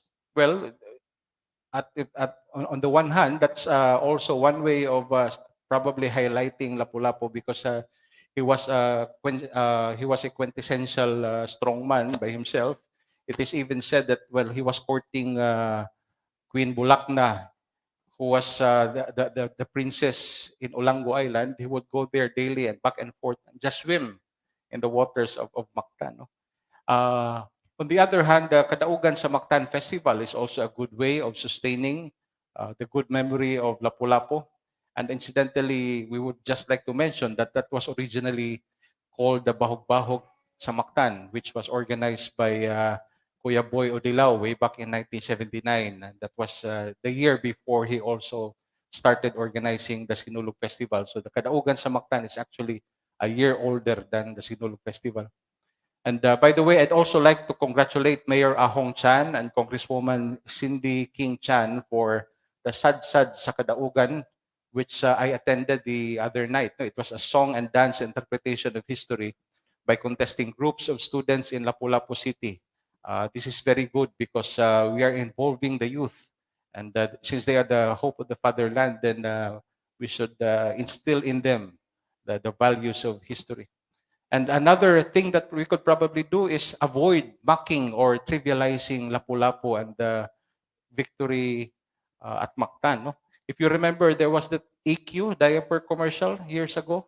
I'd like to thank my good friend Cabino Guerrero for initiating the fight against that mockery of the hero. And eventually, it was withdrawn by EQ, and I'd like to thank the Cebuanos who opposed that, including, of course, Cabino Guerrero. But what I really would like to have in the near future is that the National Historical Commission should investigate further on who really killed Magellan, because that is a mystery until now. I believe that Antonio Pigafetta intentionally did not mention the name of Lapu-Lapu as the real exterminator of Magellan because, well, to him, Lapu-Lapu was the villain and Magellan was his idol.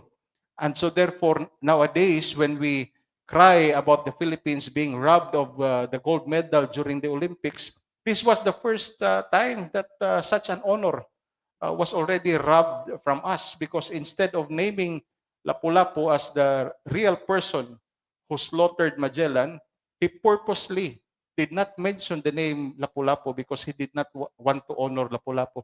After all, can you imagine, ladies and gentlemen, Magellan was a product of European schools. He studied in the universities. He was a war veteran. He was a Navy officer. He was even of noble blood. And yet, he was just killed by somebody wearing a loincloth and using just a kampila. No? So, who did not even attend kindergarten because there is no evidence that Lapu-Lapu was actually formally schooled. No? So, they, of course, were embarrassed by the defeat of Magellan such that they did not want to honor Lapu-Lapu with being named as the person who exterminated Magellan. And I want the National Historical Commission of the Philippines to organize a committee that will study that, just as they also organize a committee in order to determine where the first mass of the Philippines really happened. Was it in Limasawa or Butuan?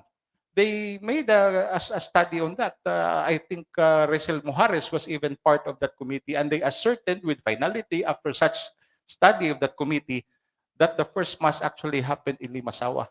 And I think this is far more important than that issue.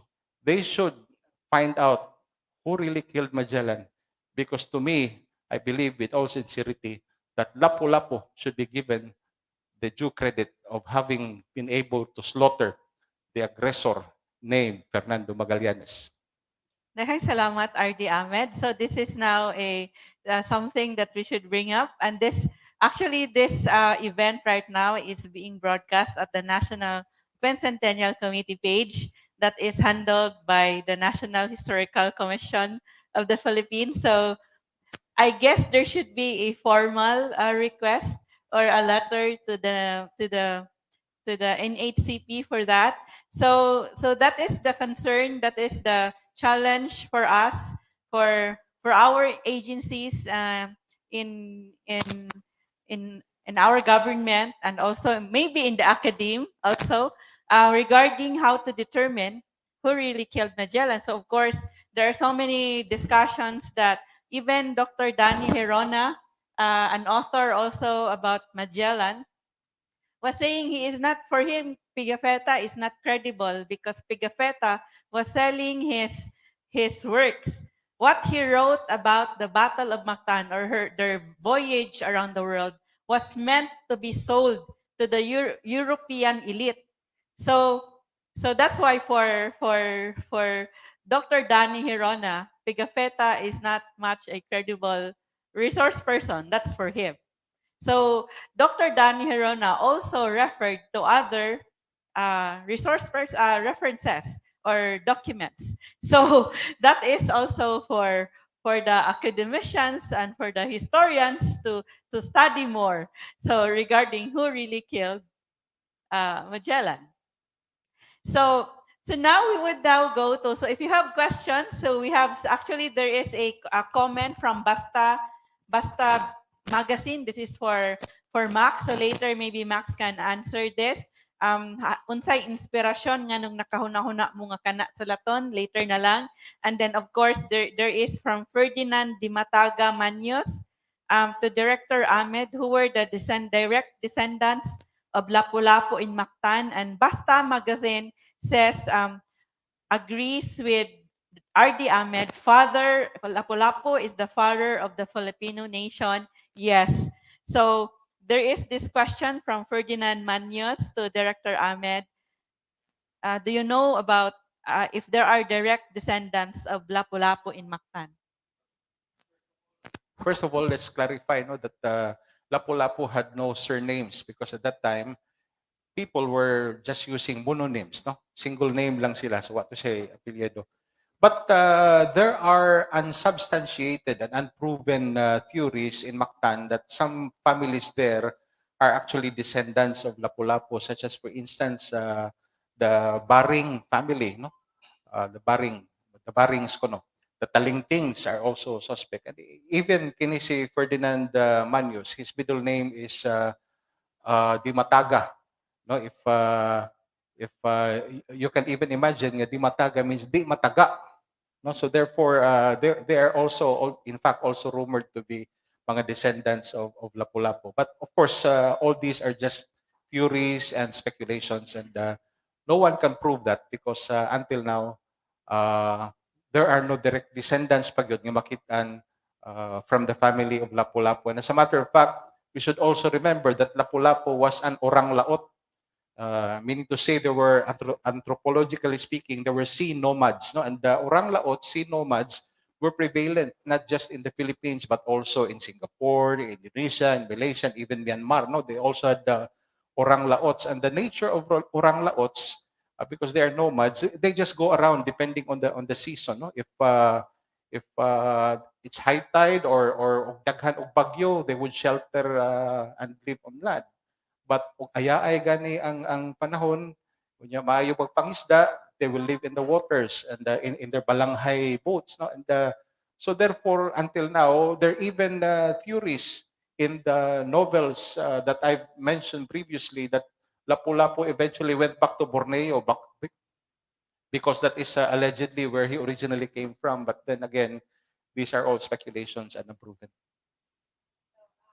So actually, that portion that it is from one of the writings of Jovito Abellana. Yes. So and that is also Dr. Rizal Muhares also does not agree regarding that. So so now we would now like to give these questions. So we would welcome more questions in a while. So we have these questions now for our guest. Max Surban. So there is a question, a pending question for you. What was your inspiration when you wrote the song Lapu-Lapu Rock, 𝙍𝙤𝙥 Lapu-Lapu Boogie? Talking about inspiration? Unsa ko no'y inspirasyon? Unsa from Basta Magazine. Unsa ang inspirasyon nganong nakahuna-huna mo? Di ang kwantang Lapu-Lapu, parang biro-biro alam namin yun si Yoyoy, inom-inom niya, istorya-istorya mi. Nabuo na mo to, exchange namin mga ideya. Wala naman may magunang inspiration na to. Basta ang amo, nakafocus namin Lapu-Lapu o daguhoy. Unya, ga-exchange namin mga ideya, usap-usap og litra, anahan to nabuo ang kanta. Ana na pagkahimo na mo sa kantang daguhoy rak Lapu-Lapu Boogie. So so katura nag-exchange ra mo. So now we would like to ask you regarding for you, for all your songs, what is your contribution, what is the contribution of your songs that you wrote, you composed, you produced for the promotion of Visayan cultural identity? Siguro, nalipay lang ko po, magala, nga magunahuna, nga ako mga pinaagin sa akong mga kanta, daghang ko mga taong nalingaw, dili lang din sa Pilipinas, kundi sa mga Pilipino usab sa laing nasod sa kalibutan, particular na ang mga Bisaya. So, kapadayon ko hantod karon, kapadayon gyapon ko mga buhat o mga kantang Bisaya, kay Bisaya gud ko, unya, nahibawa man ko nga ang mga Bisaya enjoy ka sa akong mga kanta. Bisan asa ko, enjoy mas la. So, ang ako na contribution nga nakahatag ko nilang kalingawan. Kan sukad pag niadto hangtod karon. So, daghang salamat, Max. So, naay nag-question to the technical team, bakit slow ang, ngano kunong slow ang live stream? Do we have a problem with the internet? Ha? Sa nagtanaw? so the technical team says, well, there's no problem in the internet here at the venue. So walay problem. Walay problem sa ato. Sa inyo, magklaro ra ninyo? Okay, Ra? So now we would now like to actually, Max, we would now like to ask you for you what are your hit songs for you? What songs do you know? Ha? So si Max sa akong pasultion. Later ka muna unsay hit songs which for you is your most popular song? Daghan magkong mga hit songs, mga higala.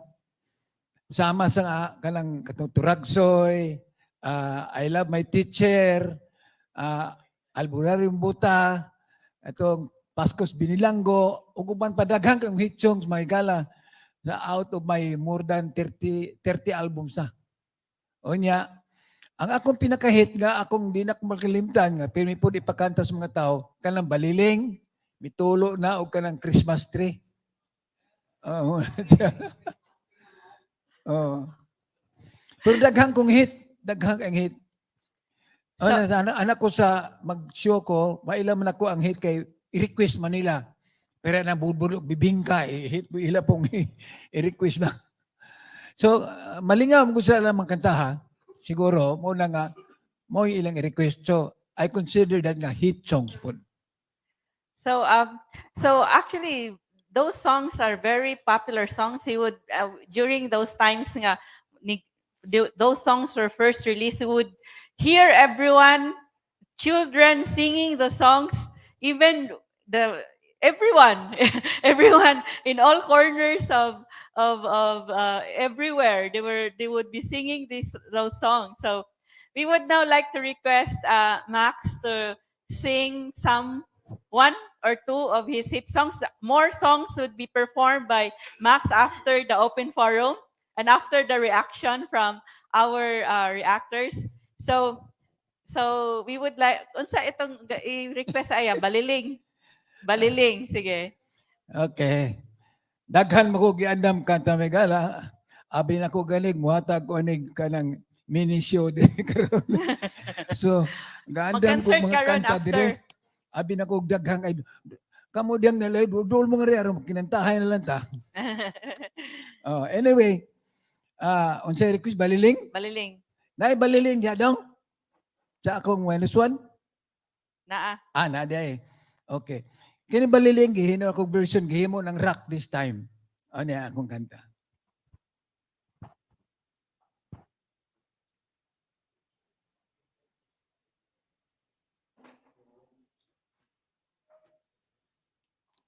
Hapit na. Wala pa ang audio. Ano? O technician.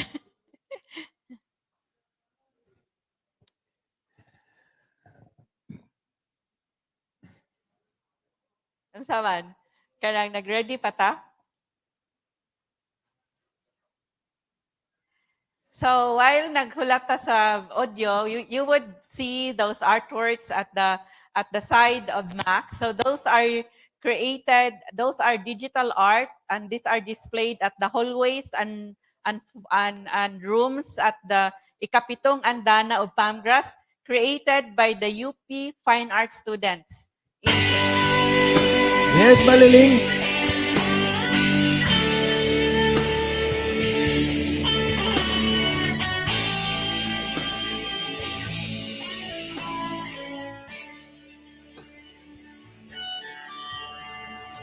Mutya ka, Baliling, sa katahon.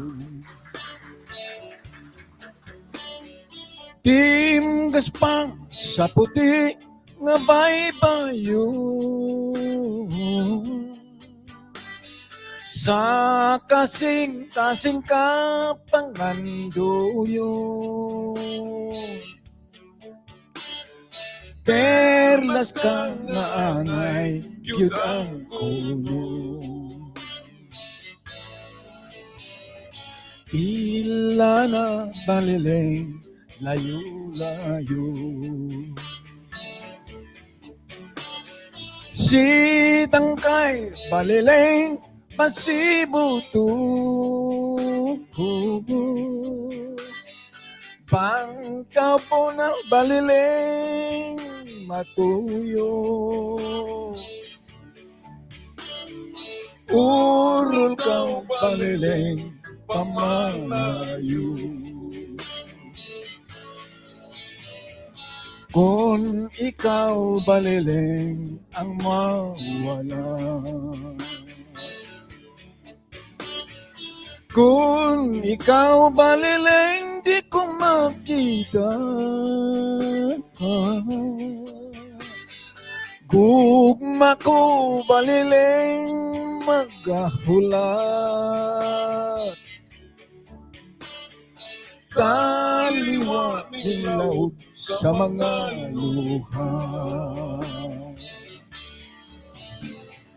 Ang kabonal baliling matuyo, urul kau baliling pamalayo.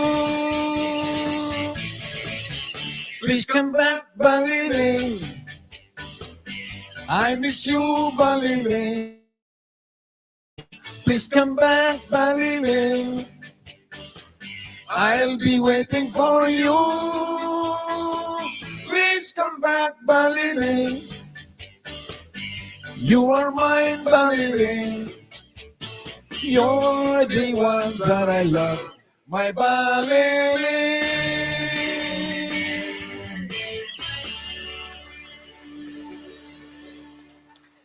Thank you, thank you. Daghang salamat. A very beautiful love song by Surban, and also taking note that Okay. this is actually a Tausug love song. So we are so happy that Surban is able to revive a Tausug love song from Tawi-Tawi, and he also gives a Cebuano Binisaya translation, and now he has a rock English version of Baliling. so we would now like to ask Max, how were you able to discover that very beautiful love song, and why did you make a revival of it? Para lang ma'am, gusto lang ako nga the baliling is still there, ang tuno, pero gusto lang akong butangag laing beat nya para mas mabago na po sa ilang piso inindot na laing po. Doon na sila choice sa impaminaw lang ha katubang original o this one. Daghang mo sa nakagustuhan ninan. Giunsa nimo nga nakibaw-an nimo ng kanta nga Baliling? Anong na? Dito ko sa tawi-tawi, ana. Kami si Big Rodrigo, if you remember him, Big Rodrigo. Gipadala mi ni Imelda Marcos sa tawi-tawi. Nga samok-samok man sa nagbagubat-gubat pa man tungad to. Unya, dito mi sa Red Quarter sa mga army gipakanta para safety mi. Unya, doon na request ito, Max, kantahan ng Baliling, be. Ko, Baliling, hindi ko maana. Kung saan man na siya, sa mulay matud nila na dari kasikat. Tao di ay. So, pag abot na mo din sa Zamboanga sa hotel, din na sa Zamboanga City, dihay ni kantag Baliling. Ingus ming Max, arang Baliling, gikanta sa singer. So, right na that time, kaduna mo ko kasit di palit, among gi-record na mo, gipakanta na mo itong sa kwarto, gi-record na mo.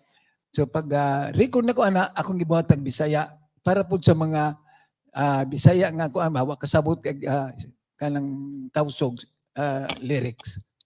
Disagol na lang nako. So, mao na siya. Okay. Gusto na kong introduce po na yung usang kanta na ko. This gakanta mo ang akong kanta, kadaghanan novelty, comedy. Yung kanta po ko mga love song. Kay daan makong balader kaniadto pa. Apat apil-apil ko mature. Akong insulta nyo nga apil-apil ko mature sa una pagsugod gina ko, ma'am. Amateur hour pa ko nya di pa ko kay kakanta, di ko kamaong timing. Unya kadaghan ako di apil nya wa ko ka daog. Pero abi ninyo tulan na nako istorya. Pag apil ka unom na kong apil at mature, nakadaog dahin ko. Nakasikan price din ko may gala. Oh, wa ko mag-agig third price, consumption, consolation price. Nakasikan price din ko diretso. Duha mi atong contestant lang atong gabi una.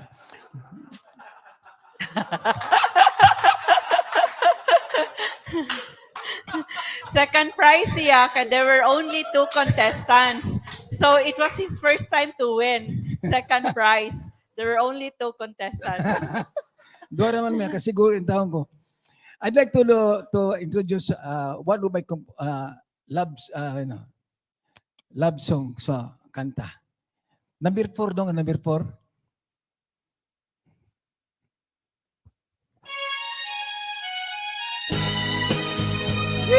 Tino ko kayo, biyod na kulubot. Daghang babay sa kinabuhi ko. Apan ikaw maoy napili ko. Ang butog nga naibog ko. Ug nahigugma kanimo. Gugma ko kanimo talag saon. Nagsakripisyo tanang panahon. Bisag awayon o palaguton. Nagpailog lang gihapon. Martir kining gugma ko. Kay mo pasaylo sa kasalan mo. Kay di ito kalimot ko. Nalimot na po sa litra. Kuno ako matundila. Kay pirmi lang akong nagpasinsya. Ila kong gisaway o ngano ba nga nagpa-under Bisaya. Ano ito mong bulit siya? Kalimutan ko.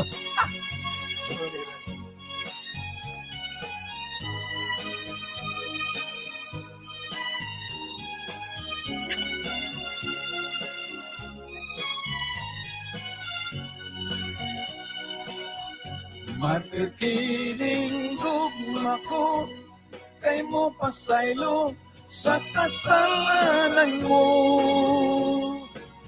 Ug kung mo biyakahandumon ko, kawato lang pangpalit mo. Usahay kung maibukas uban, magsilos ko dili kalikayan. Apan kung imo na akong paraygan, muhupay na akong dughan. Martir man ang gugma ko kanino, apang malipayon ako. Thank you.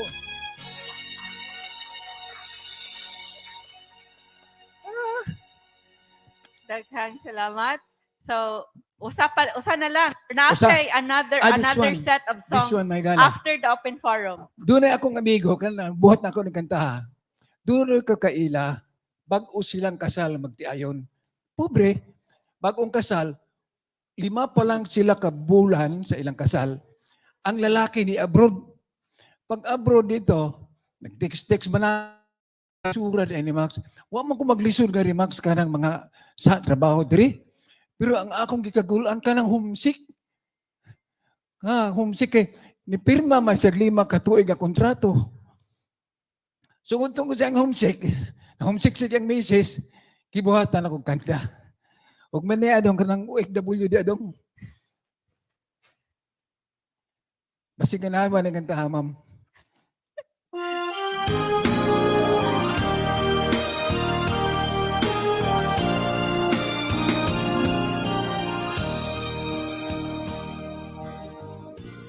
Nahilayo ako kanimo sa dugay na nga panahon. Daw gikusi na kinindughan ko, kay gimingaw na kanimo. Ako ania na destino, nining mainit nga disyerto. Pait kaayo kung palandumon ko, kinabuhing OFW. Apan kini ang kapalaran, Mitangat nining kinabuhi ko. Ang kakabus mao'y hinungdan, maong nagilayo ako. Ang nanglabay nga katuigan, mantos ko kining tanan. Kaysa pagbalik ko niya pinangga, wala na'y mausik nga luha, kay kanako ka naghulat. Mga pagsulay, ayaw patintal sa uban, kay maunya ka na'y hinungdan. Nakanako ka mawala. Sa mga gabi malinaw, sa kangit ni makahila, magalantaw sa kabungkahagon, muhadla ang larawan mo. Ang manglabay nga katuigan, mantos ko kining tanan. Kaysa pagbalik ko niya pinangga, wala na'y mausik nga luha, kay kanako ka naghulat. Inspirasyon ka nining dughan, nagdasig ning dalamhan ko. Dili mapala kining tanang gisad ko. Ang manglabay nga katuigan, mantos ko kining tanan. Kaysa pagbalik ko niya pinangga, wala na'y mausik nga luha, kay kanako ka naghulat. Thank you! Congratulations! So we have heard Max Surban singing songs from inspired from the different islands and also inspired by what our people are going through, like the OFW. So he had written so many songs. They had songs about the fisher folks. They have songs about the mountains, sa kabukiran, and everything about our life in our island. So there is this question from the National Quincentennial Committee page NNHS Senior High School. Oy Max, kumusta? Kinsa ka ni unsa ning NNHS? But it's in the National Quincentennial. It's maybe from Luzon. Saying kumusta to Max. And also we have this still our audience is asking regarding our live streaming that they cannot access. So do we have a problem with and then also there is a question already. So before we would read the questions from our audience, we would now like to ask Max regarding his advice. So actually, we would like you to know that there are friends. We have literary friends, poet friends have written so many poems about in Cebuano, and ka-age level na ako, who have been telling me since mga 2 years ago, when Dr. Rizal Mujares became the national artist for literature, and they were saying, some friends were saying, we should now push for a national artist for music who comes from the Visayas, and we should push for Max Surban to be our national artist for music. So to we would like to ask Mac's reaction to that. So Max was telling me last night that OPM usually just is about Tagalog music. So that's so so Yeah. That's true. please show Max. Naputol? Please show Max. Yes. So, unsay reaction ni mo ana Max nga kanang naay mga gusto nga mahimo kang national artist for music? Magpasalamat ko kung dunay mga tao nga mo push nako para national artist. Actually, daghang mga mayors na gobernador kung saan sa ko napunta, advice nako, Max, hinog naman kay dapat national artist ka na karon. Ang kubita pero wala pa mapoy naningkamot pud mga itod ngadto sa NCEA. So basin pa puhon kuan ko samtang dibuhi pa ko nga pili kong national artist for this year or well. Sige. So actually it would be so there should be an organization that should nominate Max Surban. So maybe we would like to ask those in the academe and cultural organizations to do this. So so we have also a question for you, Max. So if maybe we would like to ask later the reactions and comments, suggestions from the audience. So we all still have questions also online.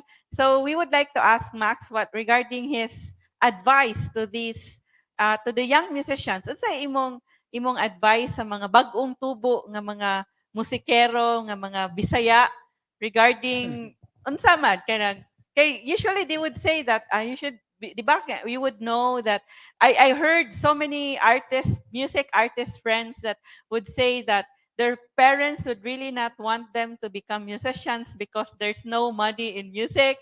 So, unsay imo ikasulti sa mga musicians nga bag-ong tubo, mga young musicians, how they should pursue a career in music and how to create songs, how to compose songs that are relevant o kadang ma-feel, makakonect sa mga tao.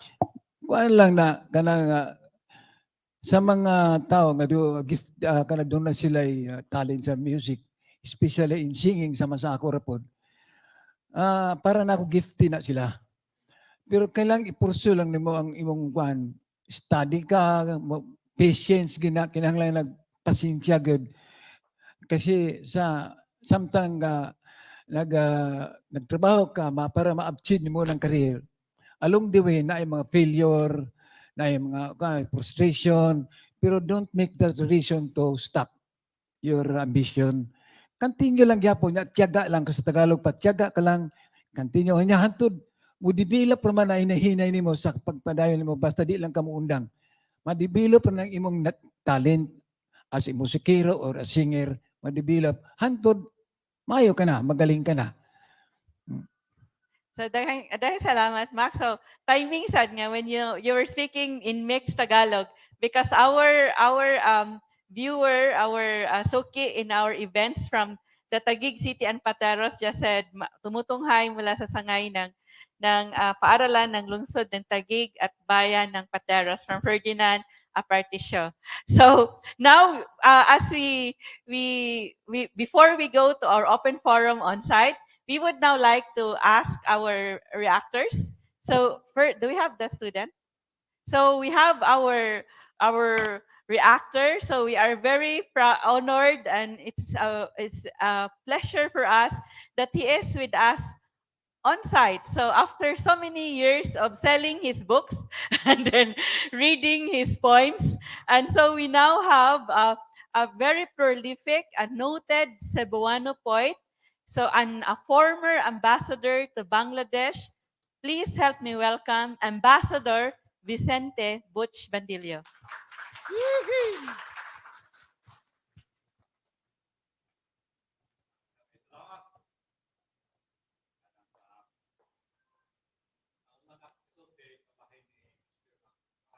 Ang audio. Okay na ang sound.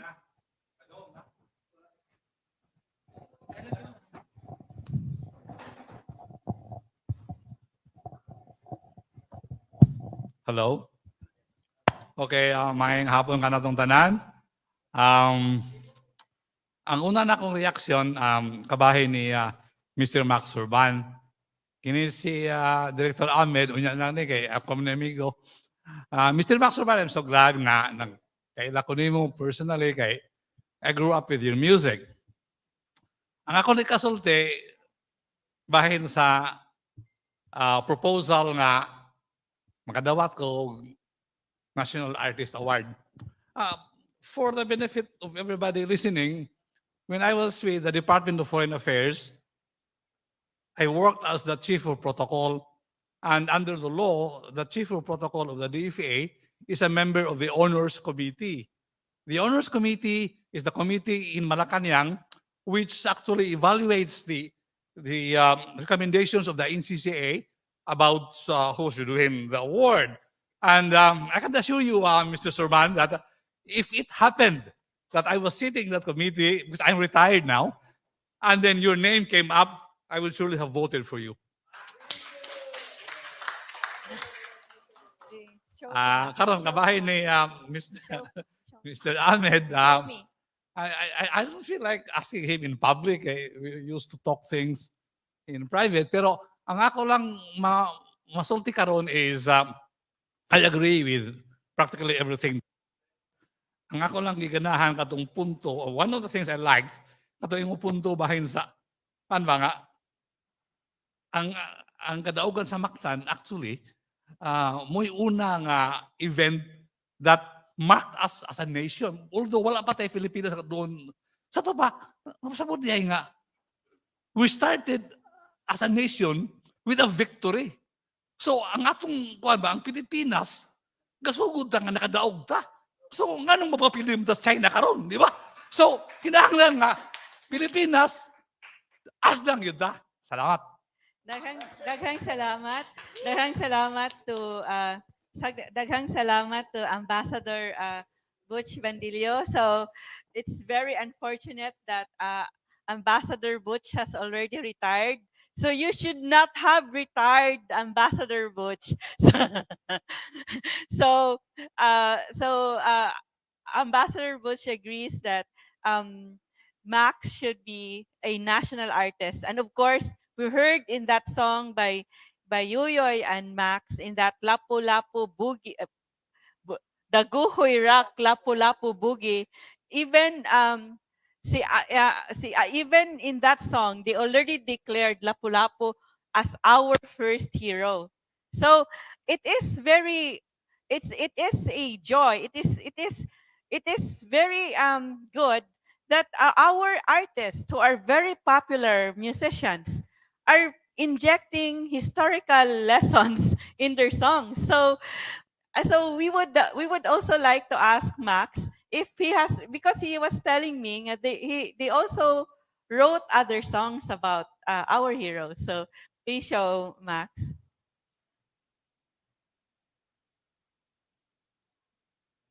Katong imong giingon nga naamoy kanta regarding Magellan and Lapu-Lapu.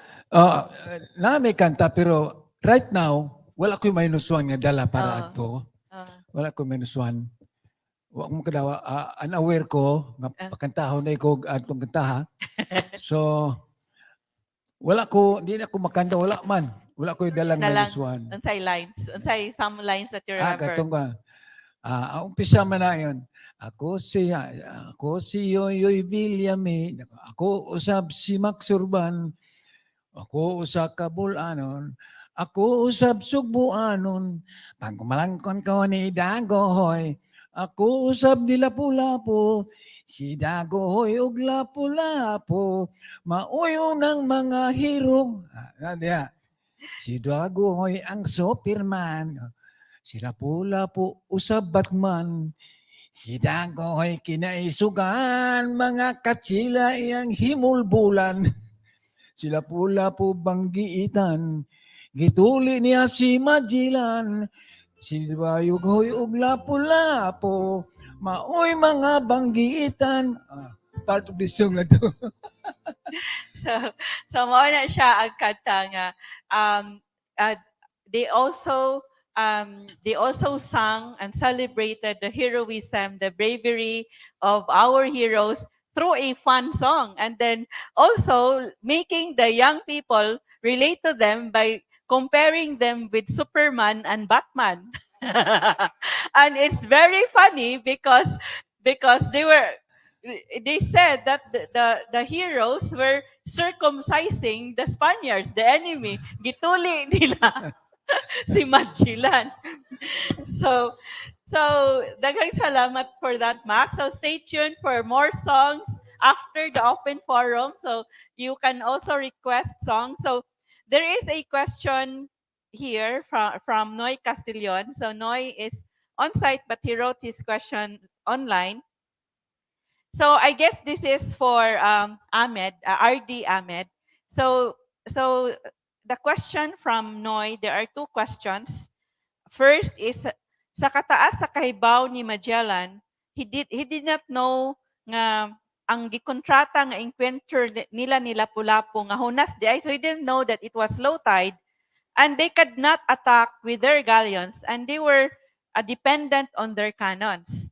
So another comment from Noy is, how true is it that Lapu-Lapu and his men, may gamit ang kaubanan ni Lapu-Lapu sa ilang hugaw, they use their feces, their and then they throw away these to their enemy, and this was the reason why the Spaniards were demoralized. So is this true that they were throwing away their their waste, their body waste?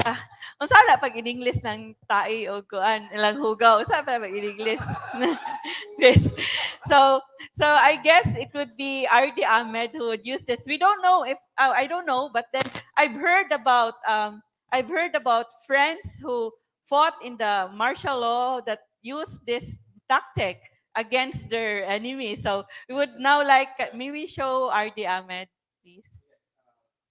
The first question is about katong Magellan no nga ngano man sa kataas sa hibaw isung judya sa terms ni Lapu-Lapu, because in the old days friends, so let's understand nga you do not just go into war. There was an emissary who was first sent to Lapu-Lapu and they were asked to surrender, but Lapu-Lapu did not surrender. So eventually the emissary was the one who set the terms. They asked Lapu-Lapu, when do you want the war? What time? Etc. etc. No? So Magellan, Lapu-Lapu being the clever tactician that he was and who was fully aware of the ground conditions in Mactan, was the one who dictated the terms. And so when Magellan actually went to war against Lapu-Lapu, he underestimated Lapu-Lapu. Wa gyud to siya magdahom nga ingon adto ka banga dai sila compared sa taktika ni Lapu-Lapu. As a matter of fact, one important thing where I would say that underestimate nila si Lapu-Lapu ang mga tao sa Mactan was that gisunog nila ang mga balay diha dapit sa baybayin thinking kung sunugo nila mahadlok ang mga natives, no? Managan, mahadlok kay sunog. Pero instead ang reaction was ni samot hinuon kasuko ang natives against ni Magellan. So again, that is another failure of tactic. Imbis unta nga mobahag ang ikog sa mga tao kay mahadlok nga gisunog ilang mga balay, mas nakapasuko na hinuon sa mga tao sa Mactan. Ug usa to sa hinungdan ngano nga nisuko pag-ayo sila ni Magellan ug ni samot sila ka ferocious, ka wild, ka isog sa ilahang pagpakigtigi ni Magellan ug sa mga tao. So again, I would say Magellan, I think, the one that really pushed him to defeat was that he was number one. He underestimated Lapu-Lapu and the people of Mactan. And number two, this is also very important. He was too arrogant and boastful because he knew that they had superior weapons and all that. In fact, Humabon even offered some of his men to go along with him in attacking Mactan. But what did he say? He told Humabon, no, you just stay back and watch us exterminate the forces of Mactan. Wa siya magpatabang ha. Ibilin niya ang mga taong humabon niya ginaayaw. Tanawa mi. Aron mahibaw mo kung saon na mo pagpatay si Lapulapu. So again, usapod na sa nakahatag, nakaamot sa iyang pagkapalpak. So again, I would like to summarize two things that actually caused the defeat of Magellan was that number one, he underestimated the forces of Mactan, and number two, he was too boastful and arrogant. Dahil salamat, RD Ahmed. So, I guess RD Ahmed cannot answer if they use their body waste as a weapon. It's just like a folk story. Kita duha rin kahibaw during the time sa martial law. No, I was... Gigamit na sa mga aktivista. So, dahil salamat, RD Ahmed. So, we have another question from Ferdy online. So, we would... after this, we would ask our audience to give their questions, those on site. So there is a question from Ferdinand Arparticio from Taguig City and Patera. He is a DepEd supervisor. So I guess this is for Max Surban.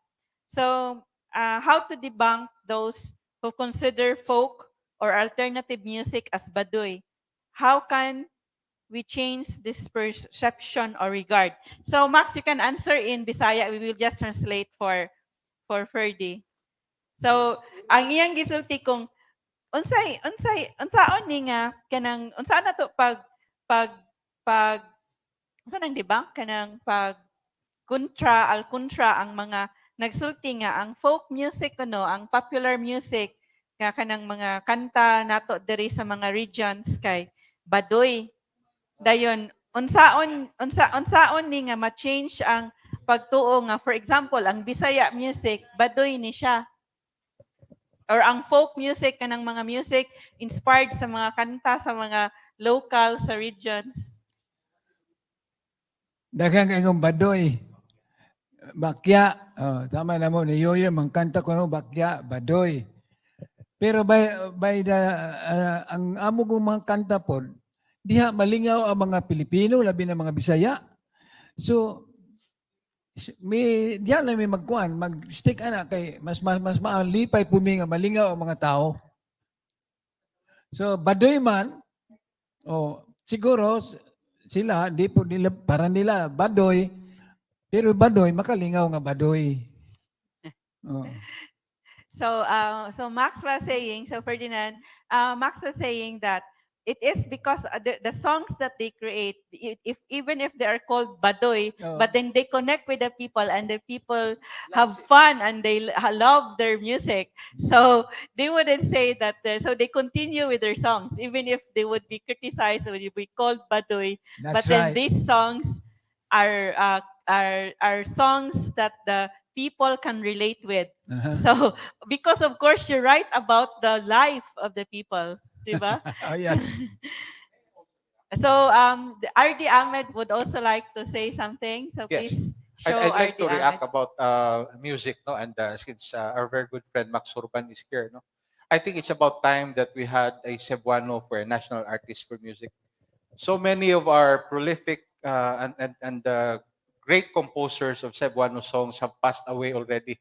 The likes of Mingoy Lopez. No, Mingoy Lopez was the one who composed Rosas Pandan, by the way. No? Kung moingon sila nga baduy ng mga musika, how come Rosas Pandan is now being used as a piece for international choirs? No? It is not just sung in the Philippines. It is sung by virtually all the great choirs around the world now. Sing Rosas Pandan. Let them say that Rosas Pandan is baduy. Diba? Who else? Manuel Velez composed sa Kabukiran. He has long passed away. No? That's why we have M. Velez Street. No? And Vicente Rubi, kasadya ng Taknaa, among others, matud nila. Daghan kay sila mga compositions kaniadto nga karon matawag na nato nga classical Filipino music. No? These are no longer baduy, but during those times, I bet they were also branded as being baduy. So music evolves, ladies and gentlemen. So therefore, we should not judge the music now based on the subjective standards set by certain people because times are changing and eventually we will be able to prove that Cebuano compositions are great compositions. And by the way, lain pag yun nga composer na bago lang namatay, si Alan Jaime Rebaya. No? Namatay na. So, karon samtang buhi pas Max Surban, karon ang panahon nga kinahanglan na Cebuanon na mahimong national artist for music. Thank you. So, daghang salamat, RD Ahmed, for that very impassioned speech about how our local music, how our music is not baduy. So we would also like you to know that when Palmgrass as a Cebu Heritage Hotel started, we were the only ones serving local food like kapi mais. But now, 5-star hotels are already following us and they are serving already kapi mais. So we were very surprised. So they are also naming their dishes because we named our dishes in honor of heroes. Some are already also imitating us. So they are serving local food. Other hotels are already, when before they were competing who would be the most world-class international hotel, now they already also want to be known as a heritage hotel like Palmgrass. So we are just a lowly hotel promoting Cebu heritage and culture, Cebu food, local food. And now we are so surprised. Why is it that they keep on copying our offerings? So anyway, we would not go into that. So we would say that if they would say local is Badoy, now local is already world class.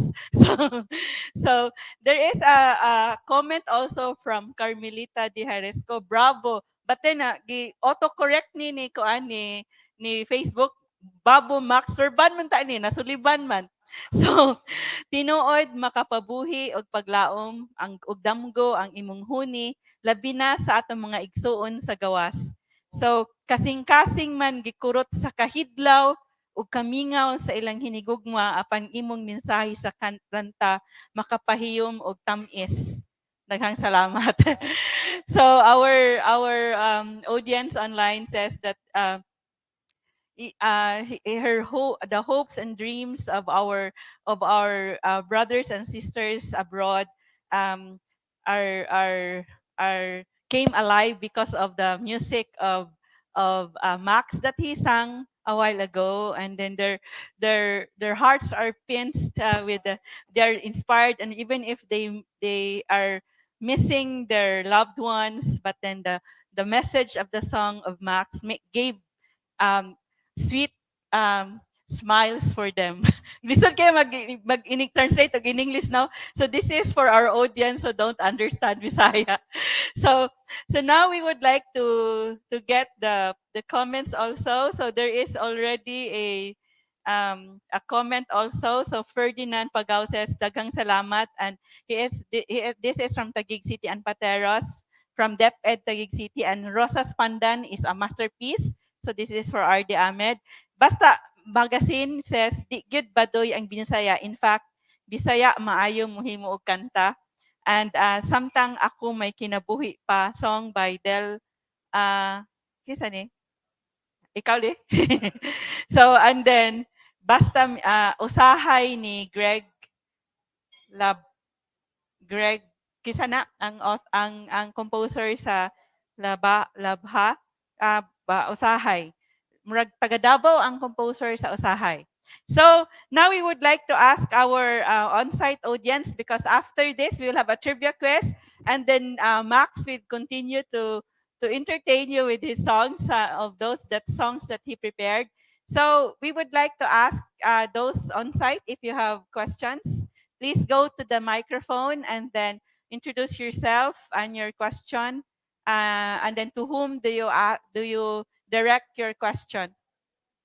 So naay mangutana direct. Wala na, natangtay na mo. Kamo diha, naay mangutana. So dito sa Luyo, ang atong mga tour guide, so alam mo ikapangutana, kabaw na mo tanan sa Battle of Mactan, no? Sige, tag-discuss every year. So kining mga students nato dire. Mga students, wala na. So, because wala na mo'y pangutana, we would now go to our trivia. We will have the trivia quiz number 1, then after that, we'll have songs from Max. So the trivia quiz number 1, we have 3 trivia questions. First is for the on-site audience. So later, after the songs from Max, we will have the trivia quiz number 2 and trivia quiz number 3. So the first question is for those on-site. So the prize for this, so for those on-site, you would be able to win our Food for Heroes dish, Gisadong Nukos de Lapu-Lapu. This is a murag kinahanglan padako na nato kay aron nga kanaganan sila murag good for 3 na ang akuan ha nukos. And then gisadong nukos sila Lapu-Lapu. I remember this was one of the favorite food that during the early pandemic our guests, those who want food delivery, our Abtik Paskilat food delivery, they would order this. So this is Gisadong Nukos ni Lapu-Lapu, named in honor of our hero Lapu-Lapu. Because you don't want to name a fish. Actually, there was a discussion in 2019 with our resource person, Dr. Jobers, who said he does not want the fish to be named Lapu-Lapu. Its name should be Pugapo. The name of the fish is Pugapo. And why is it that, I guess he said it was tourism or something like that first named the fish as Lapu-Lapu, even if the fish is Pugapo. So the question is this.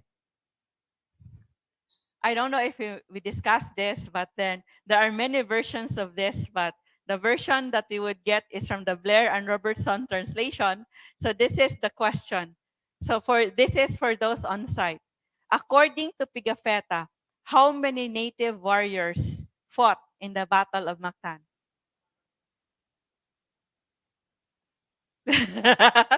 Ink, murag times pa, multiply.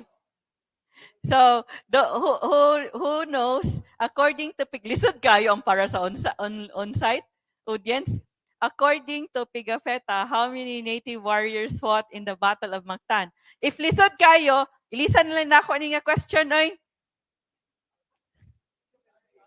Ha? Oh, lagi. Ikaw, may na, yung magistugan, grabe sa di atong resource. Ilisan na lang na to. So, atong pangutana. So, we already asked this to when we had a radio program, we handled the radio program of the Cebu City Local School Board. We also have a trivia quiz regarding this, and then the question is this. Which part of the body was Magellan hit by the natives? Lisod kayo ang para sa onsite. Mangutana, lisod kayo di ay. Sayon kayo ang question sa trivia quiz. Any part na lang. You just mention one part of the body. Kang yoyoy na nga version. Yoyoy na. So there is a question, an answer nga. Kang yoyoy nang he was hit on the neck. So wrong na siya. Dili. Sa? Kung according to Pigafetta ni. Sige, answer doon sa kuan. So, we have an answer. So, please show. So, please give your name. Nonoy Castillon. Yes. One of the parts, leg. Congratulations. You win a 1 order of Gisadong Nukos de Lapu-Lapu. So, he was hit. Magellan was hit on his arm and his leg, no? And was finished off by the natives with a bladed weapon. So he was hit by an arrow on his arm and also on his leg. So that's the trivia quest number 1. So later na lang ang trivia quest number 2, number 3. So do you have any request for Max Surban to sing right now?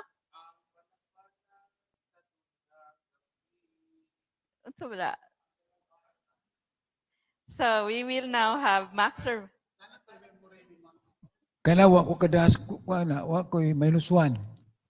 Managbanag ka, tutong gabi. Tapos, hindi na akong composition. That is composition sa akong amigo kayong si Duming Rosal, namatay na. So, Nunoy. nalang ko yung memory ni Max Surban kadong ang St. Teresa's ug ang University of San Carlos Boys High mo ni sponsor nimo. Nya dito sa ilang auditorium katong gamay. Nya dito ang mga madre sa St. Teresa's. Nya pagkanta nimo adong nabitaw dako. Oh. Dako. Nya sige kag tanaw sa madre ang mga madre nagdoko-doko. Di man to. Kanang sa Lapulapu Rock na, no? Unsa lang nga kanta? I don't know. Kanang naana sa... Oh, Di kanang- man to nga dapit. sa may kuan, San Carlos Boys High. Oo, San Carlos. Oh, Boys tama. High. Sa may Dugay na to. Manggo. Dugay na. Oh. Pero Murag gamay pa man ka ato. ni-register sa umahin kay Dako. nagsige kog tan-aw sa mga madre. Nagsige nagduko. Dako kag itlog na. Dako. Dako kag itlog ang last anak. So actually, I also was educated by the nuns. It was at first very scandalized. I was very scandalized at first with the nabali ang Christmas tree. My brother would repeat that kanang for Christmas. So on repeat ang nabali ang Christmas tree. Pag kuwa na anak. I was so scandalized. But then later when we were discussing about Bisaya literature, Cebuano literature, we found out that Bisaya literature is really funny, humorous, and suggestive with double meaning. So that's what would hit the audience. O hit kayo ito kata ha? Oh.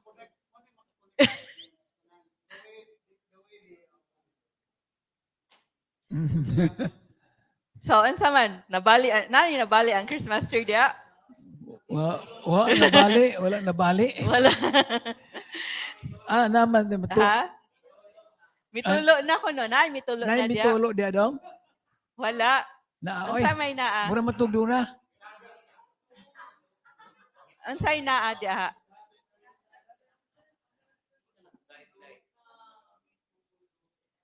Acapella na lang ka, Max. Ang luha ning mga mata. Nara? Murag doon natin ha? Wala. There's mitulo na.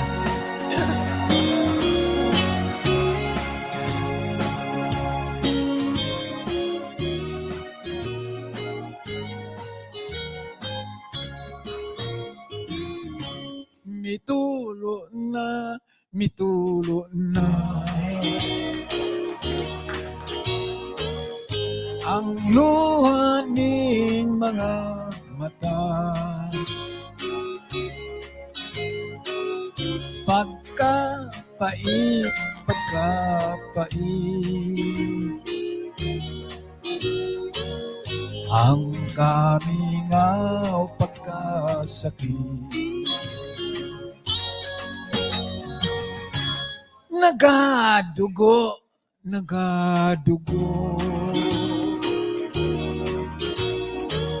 Ang dughan ko sa kasubo.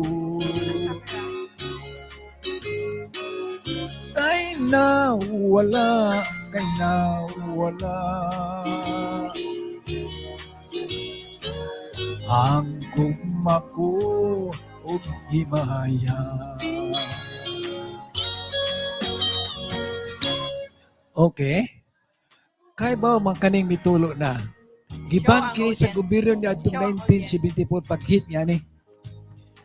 Ang ilang katarungan sa katawan, anong giban ang awit mitulo na kay kuno double meaning kuno ang kanta. Duna kuno ibot ipasabot. Green kuno ang kanta, Surban. Medyo bastos kuno ang kantang mitulo na. So, this time I will sing this song again from the beginning. Na i-translate na ko sa English lines by lines ang mitulo na para hibawan ninyo nganong gaban ang awit mitulo na. I-translate na ko lines by line.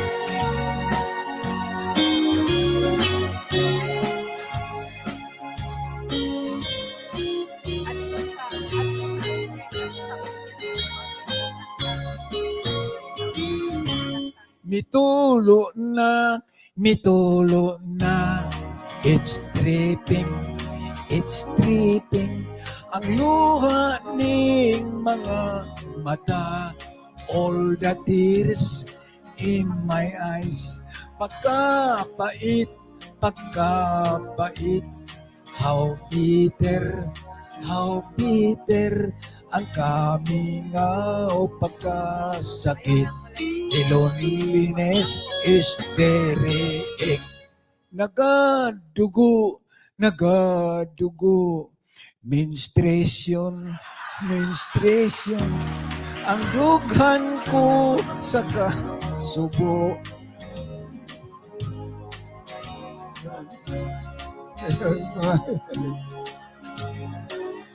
Kay nawala, los, ang gumako og himaya. Boto hinungdan nga naban ang awit mitulo na. I will continue the song this time, but atong i-rock and roll para mo nindot. Ha? Okay. I-rock and roll na to. Tuloy-tuloy na dong. What can I do? What can I do? Do. My life is nothing without you. You. Forgive me, darling, if I'm wrong. Yes, I'm wrong. Come back to me where you belong. My love, kaluyang na. Balik ning mga bukton ko. Kay gihandom ka, baby. Bihitlaw na ikaw na ko. Oh, bihitlaw na ikaw na ko. Bihitlaw na ikaw na ko.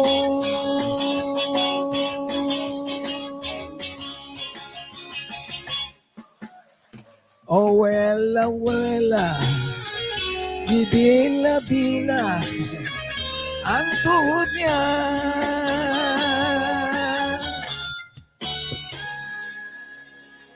Thank you. Daghang salamat. So the very popular song Bitulo Na, we always hear that on the radio. And then so other songs, do you have other requests? Okay. Niyay, kantahan ko na ni direct. Niyay kantang upaw. Kay ba mo nung maopla kang, dahang kasulti nga nung maupaw ang tao. Kung kusog ko kang mukhaon o kanon o tinapay, kaya ka na makauna are very rich in carbohydrates. So, madali ko kang maupaw kung nagkanon mo. Anyway, I will sing the song, Upaw.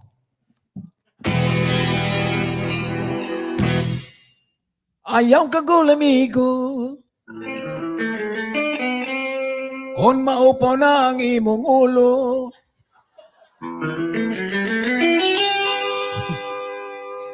Wa ka na'y gasto sa shampoo. Wa na'y puyanan ang imong koto. Di nakasapi ang mga barbero.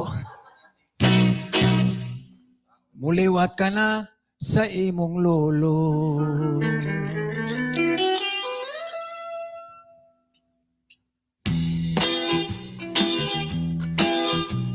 Yakon yang problema, ang buhok nga labong, pwerte ng nibisa, nahatilok siya ng maupaw. Basig mo pangit ang iyang hitsura, nang iso siyang itlog. May tayubong pa kung dunay lana, has kang di malasa, walay buhok mitubo. Kitog kaninoon siya o kaspan. Tungod sa kabalakan, ipakonsulta sa doktor na espesyalista, pasyente nagtula. Kay ang doktor pwede sang upawa, unya ang resulta. Matod sa doktor na kuno okay na, kanang imong kaupaw, ayaw lag ka malaka, kay madugay maanad kara. Ambot nga no, daghan dihang mga upaw-upulo, apan ang bungot og mga balibo, labong pa man kayo. Ang atong ulo, dini sa may hubon og alimpulo, kini gayong dapita sa tao, mao gayo'y makalbo. Tambag daw pasiaw, ang akong ngalangaw, tambal kunos na upaw, inos-inos lang sa ulo, buhok mo tubo, sa kadangaw, iyak kining gituman, lagong ginos-nos niya adlaw-adlaw, balik uskas si mana, gisusigitanaw, ang upaw ni samot kasinaw. Ambot nga no, daghandihang mga upaw-upulo, apan ang bungot og mga balibo, labong pa man kayo. Ang atong ulo, dinhi sa may hubon ug alimpulo, kini gayong dapita sa tao, mao gayo'y makalbo. Itanaw siya sa sangin, iyang naong murag siupaw ngalingin, sa likod o kilid, buhok abot sa aping, apan ang ibabaw daw gikahingi. Daghang salamat, Max. Karon kay i-show na ni Max ayang upaw. Pagkitay mo upaw, Max. Iyang gipakita gabi. Dagan na. So, mga ginalo, we can write songs about ourselves. We can laugh at ourselves, ang mga Bisaya. So, next song. Okay, sige, ato lang po na po. Na akong introduce ka kanta, Megala, kining taantang Japanese. Kasabot mong Japanese? This is a kind of Japanese song wherein Filipino can understand but Japanese cannot. But this is a pure Japanese song. Purely the words are Japanese. This is entitled Made in Japan. Diya dong? Sige dong, tsuhay na to.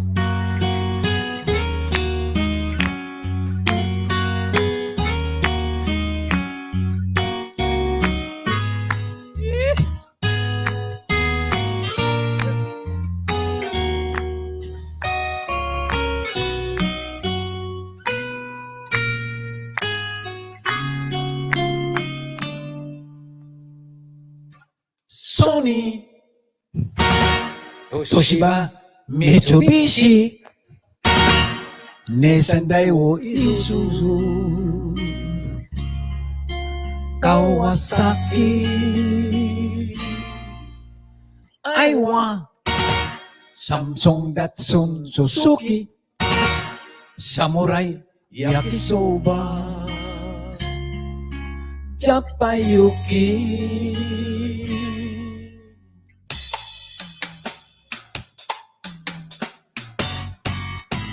Mazda, Subaru, Sukiyaki, Komatsu, Kubota, Yamaha, Toyota, Honda, Sanyo, Ajinomoto, Santori, Akimiko, Judo, Karate, Aikido, Udon, Ramen, Tempura, Tokyo, Kobe, Osaka, Hiroshima, Nagoya, Sayonara.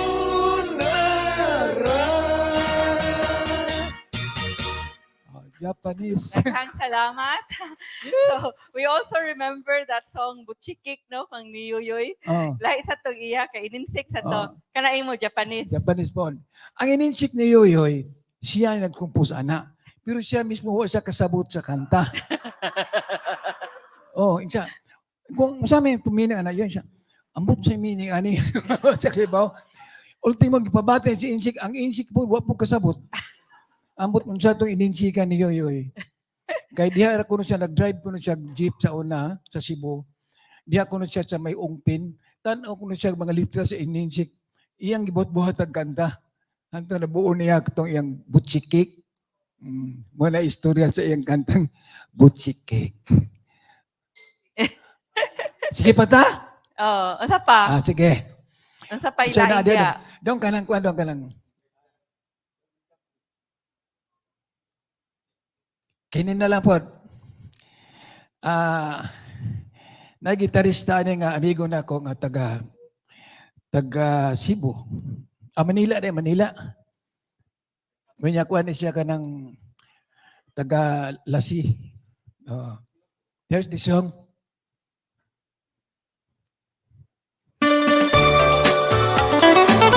May ka ng gitara.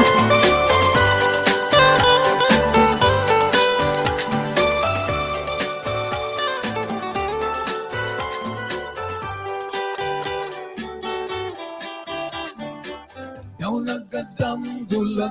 nagkadamgulang, ako na nangmata. Kalit na hanaw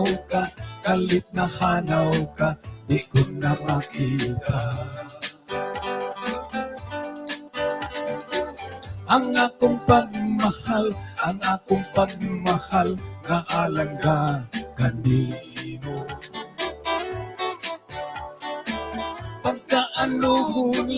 Pagkaanugon lang, kay tilimbungan mo. Daw kagahapon lang, nanumpatang duha. Nga dili mo lupad, ang mga saata. Napakyas ang tanan, ay nagkabulag ka. Daw nagkadamgulang, ako nga nagmata. Apan ng atong handumanan, dili ko malimtan. Kay muhadla sa damgo ko, ang imong larawan. Ugo niya sa pagmata ko, kalit mahanaw ka, nga daw aso sa akong duhan. Ang kamingaw patiyon ko. Nagahilak sa hilom, ang kasing-kasing ko. Kay nagluid ka man, sa paghikugma ko.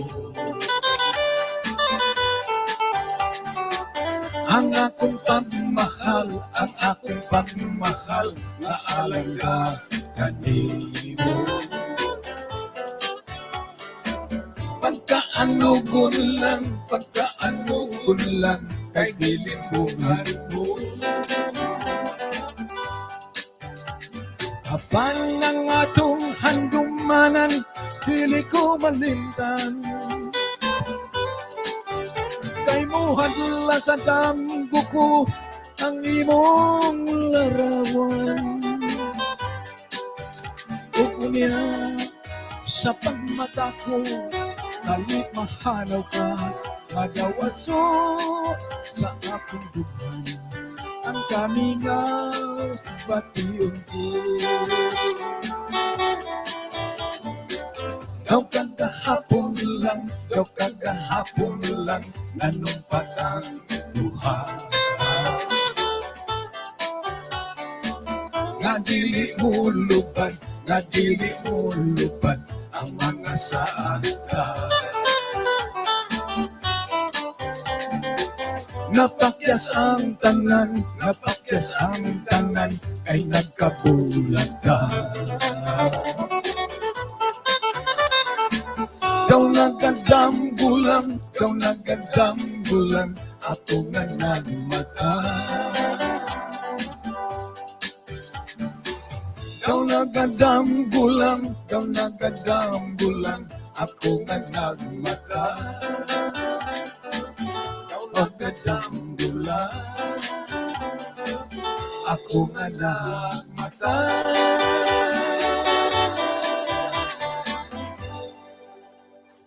Daghang salamat. A very beautiful song. What ni abot na tog 2,000 views when nag-rehearse ka last night. We took a video. Yeah. Karon kay 2,000 views na siya. Alright. Oh, sa Pamgrass Wow. page. Okay. So, Okay. I'd like to give you my last song. Yes. Parang aligri, ma'am. Yes. Okay. Natin na diadong katong kato ba?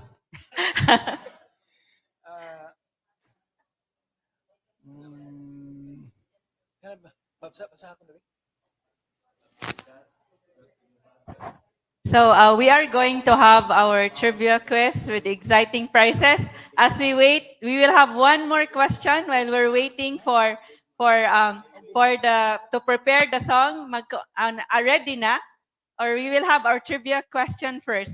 This is for the online audience, and the one who would answer this question would win a cocktail named in honor of our hero Lapulapu, Kumbati ni Lapulapu cocktail. So this should be answered by the one online through the comment section. So this is the question. Give the complete title of the song about Lapulapu. May we show the question? So the one who would answer this, so if walay mo answer online, those on-site can also answer online at the comment section. Give the complete title of the song about Lapulapu and the Guhoy, sung by Surban and 𝑋𝐸𝐵. So it should be at the comment section of this Facebook Live broadcast. So naay mo answer. So you will be able to drink a very healthy cocktail. It has apple. I don't know. Is it cranberry with lettuce? So with an alcohol. So this is Kumbati ni Lapulapu cocktail. You will win this when you come to Cebu or you come to Palmgrass. So the question is, what is the complete title of the song about the Guhoy and the Guhoy? Mga Bisaya man to gahi gini, the Guhoy Lapulapu. So unsa man ni? So ang imong my love the RD Ahmed, ni congrats na sa imo. Hello Ahmed from Ahmed Cuizon. Congratulations. So gikan sa pinangga ni Ahmed. So Ferdinand Di Mataga Manyos, is he the first to answer? The Guhoy Rock Lapulapu Bugi. Congratulations. Congratulations also to Basta Magazine. It's correct, but the first one to be able to type his answer is Ferdinand Di Mataga Manyos, that a descendant of Lapulapu. Congratulations. So now we will have the last song from Surban, and after that we'll have the closing statements from them, and the third question, the trivia quiz with exciting prize, where you will win a very exciting prize. So we will listen to the last song from Surban. Okay, this is my last song. This is entitled Please show Katapusan Higayon. Okay? ang camera Go. for Max. Muna to. So, intro nga music.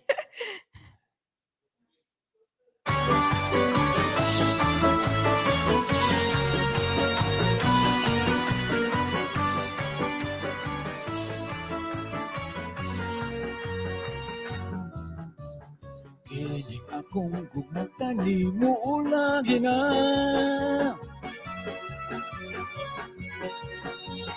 Ikaw nawadan sa paglaom nga maako ka. Busa karong gabi unang nga nagkita ta. Ako kang hangyoon, lipay ako sa katapusang higayon. Kaksa ako, hughugot diha sa imong dughan.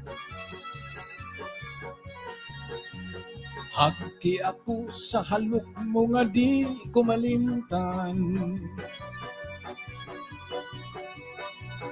O ang halok mo, panunon ko hangtod sa lugnanan. Kini ang magsilbing handumanan sa katapusang higayon. Dool nga ri magminahalay tang duha. Ang langit nung kahidlaw, tagamtamon ta. Wow, wow, wow, wow, wow, wow.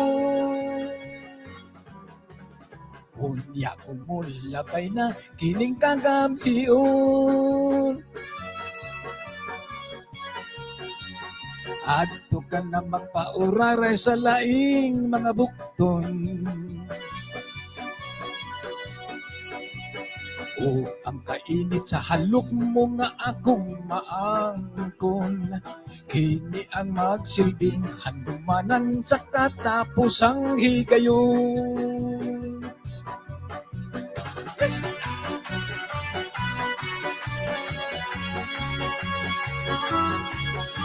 Hello everybody.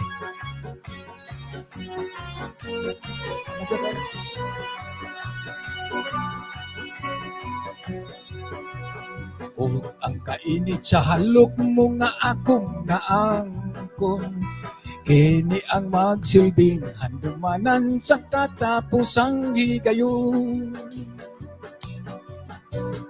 Dool nga ri magjirjir tang duha. Ang langit kailaw tagamtamon ta. Wow, wow, wow, wow, wow, wow. Unya kung mo labay na kinig kagabion. Adto ka na magpauraray sa laing mga bukton. O ang kainit sa halok mo nga akong maangkon. Kini ang magsilbing handumanan sa katapusang higayon. Katapusang higayon. Katapusang higayon.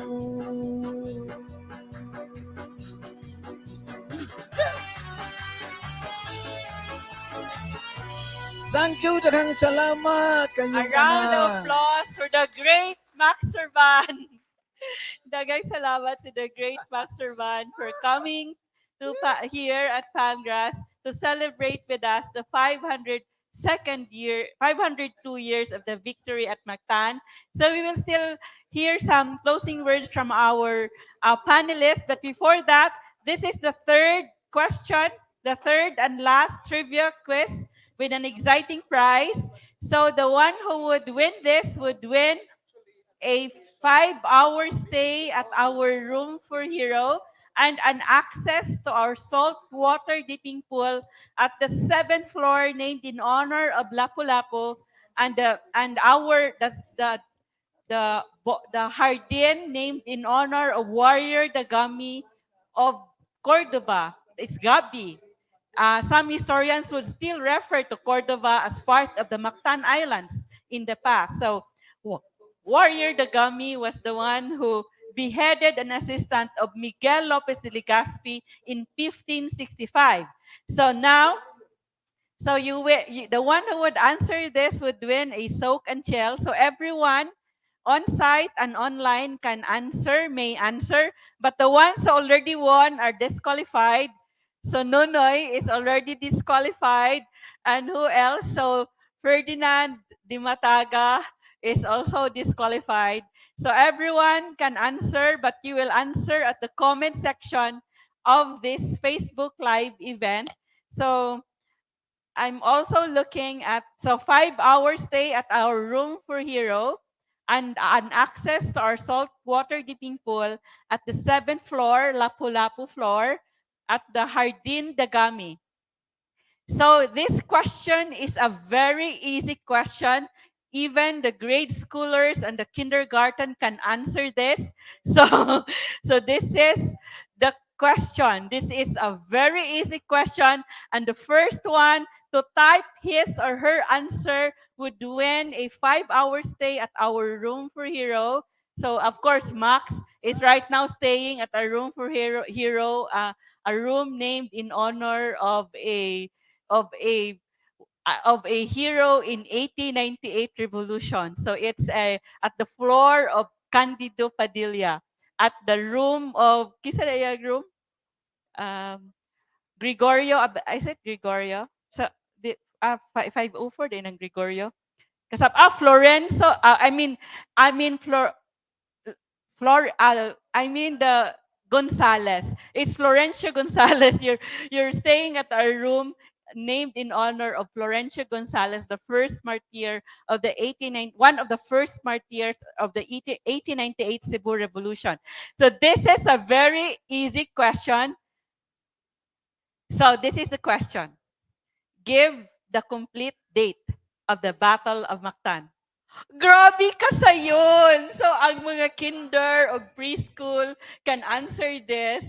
So, the first one to answer is the one who would win a 5 hour stay at a room for hero and a give the complete date of the Battle of Mactan that happened 502 years ago. So, of course, di man ta kay trivia quiz man, so dili ta maka-give og question. We cannot give a question that is a definition of terms. So this is just a date. So, of course, everyone knows this date. Wala, wait, may answer. What? Na? Ha? Nanay, daghan na ni answer? Daghan na kaayo ni answer. So ganahan mo answer si Kuan, si Max Surban. So si Max Surban at answer pero daghan na ni siya room. So i-show ko na si Max kay he wants to answer. Sila di ay. So daghan na kayo ni answer. The first one who answered is it Lovely? Oh, month, date, and year. So kinsay una? Si Lovely Umaran? The one who asked Max, how do you write your song? So Lovely is online watching us, and she gave the correct answer. Lovely Umaran. Oh, she is lovely and brainy and knows history.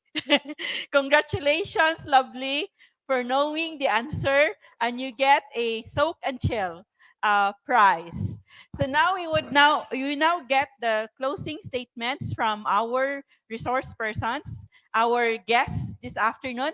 First, we would like to have the closing words from our great musician in the Visayas, Max Surban. Okay. Bisaya lang. Bisaya lang. Pero una ka ko magpasalamat o magpaalam. Paalam po Tagalog. Bisaya Tagalog. Mananghid. Mananghid. Una ko muhatag. Doon na sa question, na ako'y usa ka plaka sa CD, ihatag na ko to na sa room, kuhaon ako. Na ako'y question, maka-answer mo ani ha? Labi na mga estudyante. Okay? The question is, what is the difference between conclusion and opinion? Oh. You can explain that in Tagalog, Bisaya, or English. What is the difference between conclusion and opinion? Ikaw dong.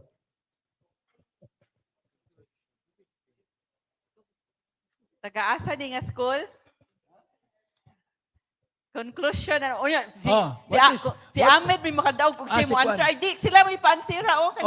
Conclusion and opinion. Opinion and conclusion. You can answer that in Tagalog or in Bisaya or English. Ikaw, Day? Wala? Way makatagya sa kong 1 CD. Ako na answer. Ako lang answer, ma'am, in Tagalog. Ang camera ni Okay, para makuha po ninyo ng question, what is the difference between conclusion and opinion? In Tagalog, conclusion, di ka makapasok. Kung opinion, makakapasok ka.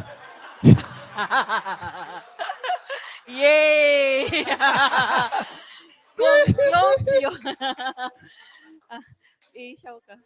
So, kung close, dili ka kasulod. You wouldn't enter. Kay close. Kung open, makasulod ka. Grabe ka, witty, gid ni. So, mao gid na ang Bisaya gyud. Bright kaayo, basta Bisaya, bright. Kung open, Opinion, makasulod ka. conclusion, Conclusion, di ka makapasok. dili ka kasulod. So, mao na, basta Bisaya, bright. Basta dili ang basta Bisaya, di lang lami, bright good. So now, so is that your closing conclusion? one more. Ansinin nyo ha? Unsang ngalana nga way sinugdanan, way tunga-tunga, way uhayhan, way katapusan. Unsang ngalana, way sinugdanan, way tunga-tunga, way katapusan. Lana? Ngalan? Kaya ba ka, ma'am? Oh. Wala. Unsa nga ngalan? Unsang ngalana, way sinugdanan, way tunga-tunga, way katapusan. Unsa kuno nga ngalan? Ang walay sinugdanan, way tunga-tunga, way katapusan. What name has no beginning, no middle, and no end? Nya, kaya ba ka, ma'am? Wala ko kaibaw. Di ko kakuha album. Wala mo kaibaw? Ang ngalan, yoyoy. Way sinugdanan, way tunga-tunga, way katapusan.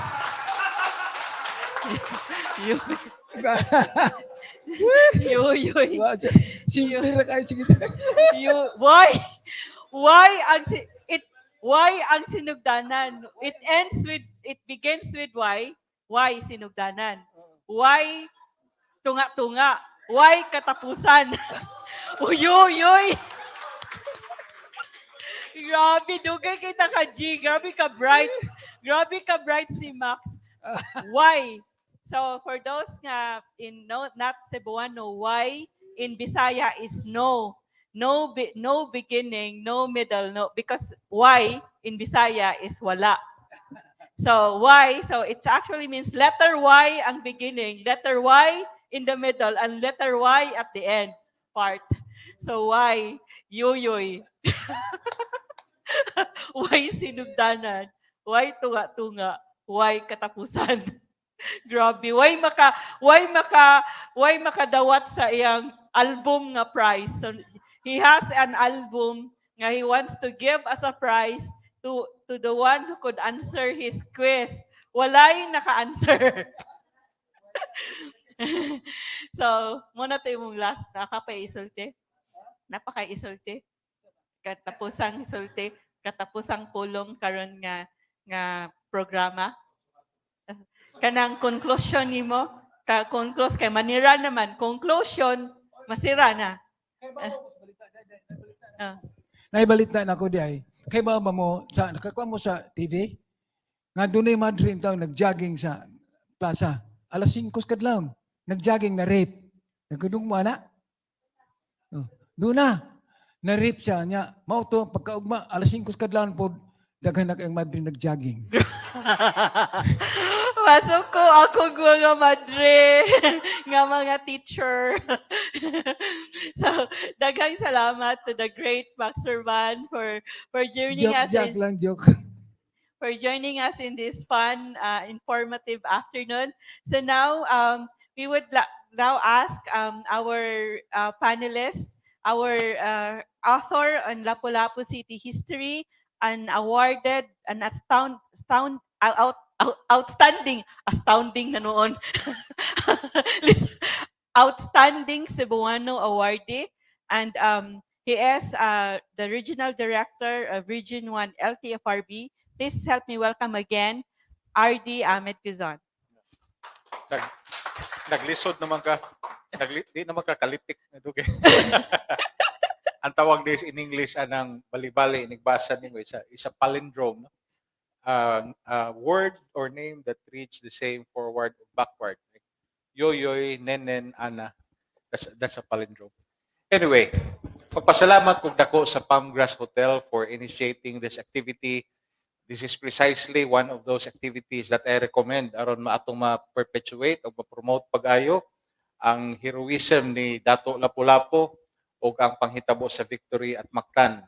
As a last message, akong awhagon ang tanan nga mga laminaw o tanan nga mga nitambong dinhi karon nga atong sundon ang ehemplo nga gipakita kanato ni Dato Lapulapu.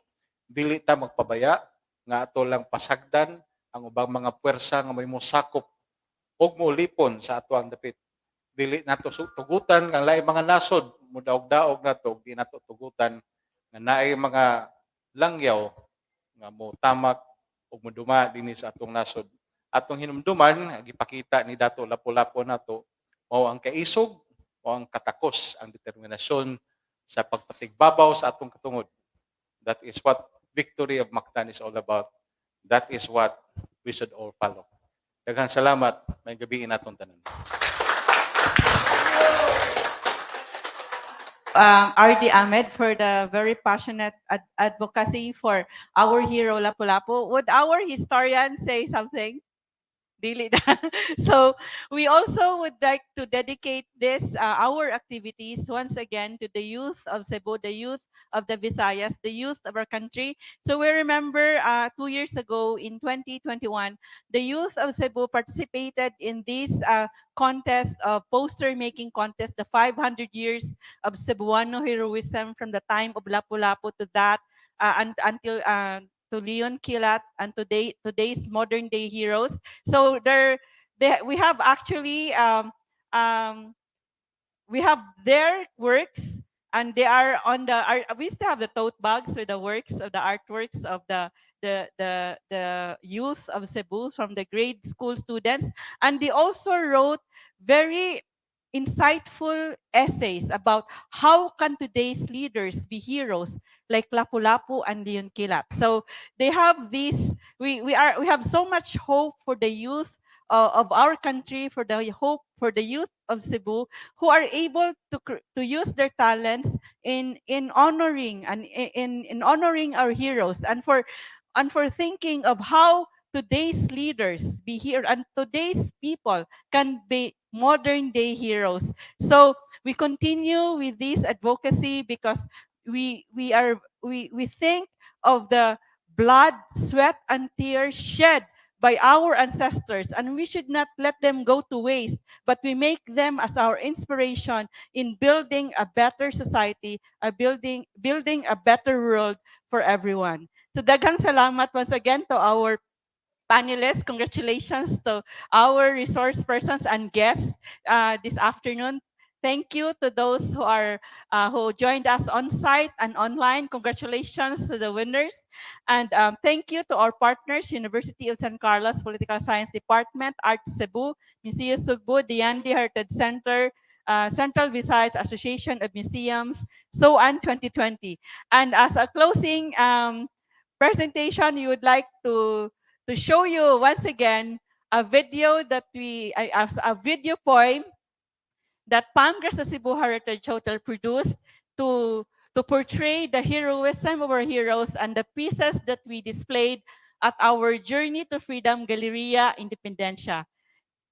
Daghang salamat ug malipayong pagsaulog sa 5 ka gatos ug 2 ka tuig nga kasumaran sa kadaugan sa Mactan. Maayong gabi natong tanan.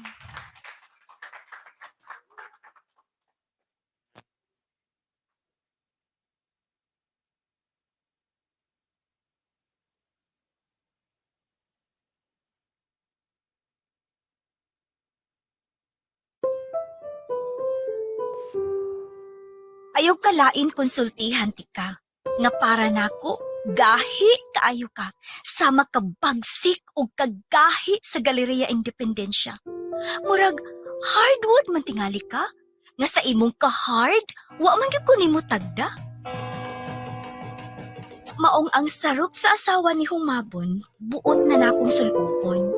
Tiaw mo ni atong 1521, si Juana di ay ang pinakagwapa. Sigun kini sa pananaw sa langyaw nga si Pigafetta. Bisang nataliwagan pa siya topless nga mga dalaga. Ayaw kalain konsultihan ti ka, nga galaom kung muhumok pud unta ka. Aba naglibog ko kung unsaon pagpasoft sa heart ni mong heart. Ako kabang daron, ihumol sa tunaan, isud sa lusong og lubkon sa alo, ialig-ig sa nigo, dayon galingon kuyog sa mais, lungagon sa kun, latan pag-ayo.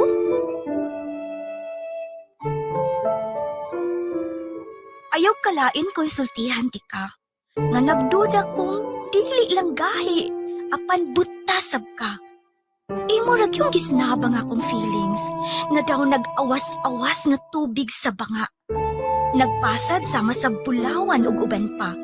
Nga gibarter ka ni atong panahon ni humabon, kuyog ang puno sa tato nga mga Cebuanon.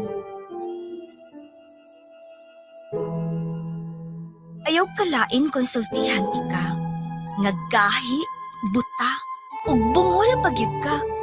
Kay wa gyud nimo mapaminaw nga sa matag magtagdo ta, kinindughan ko daw tambol o akong magbuto-buto. Mubagting sama sa tililing sa brass master sa South Cotabato.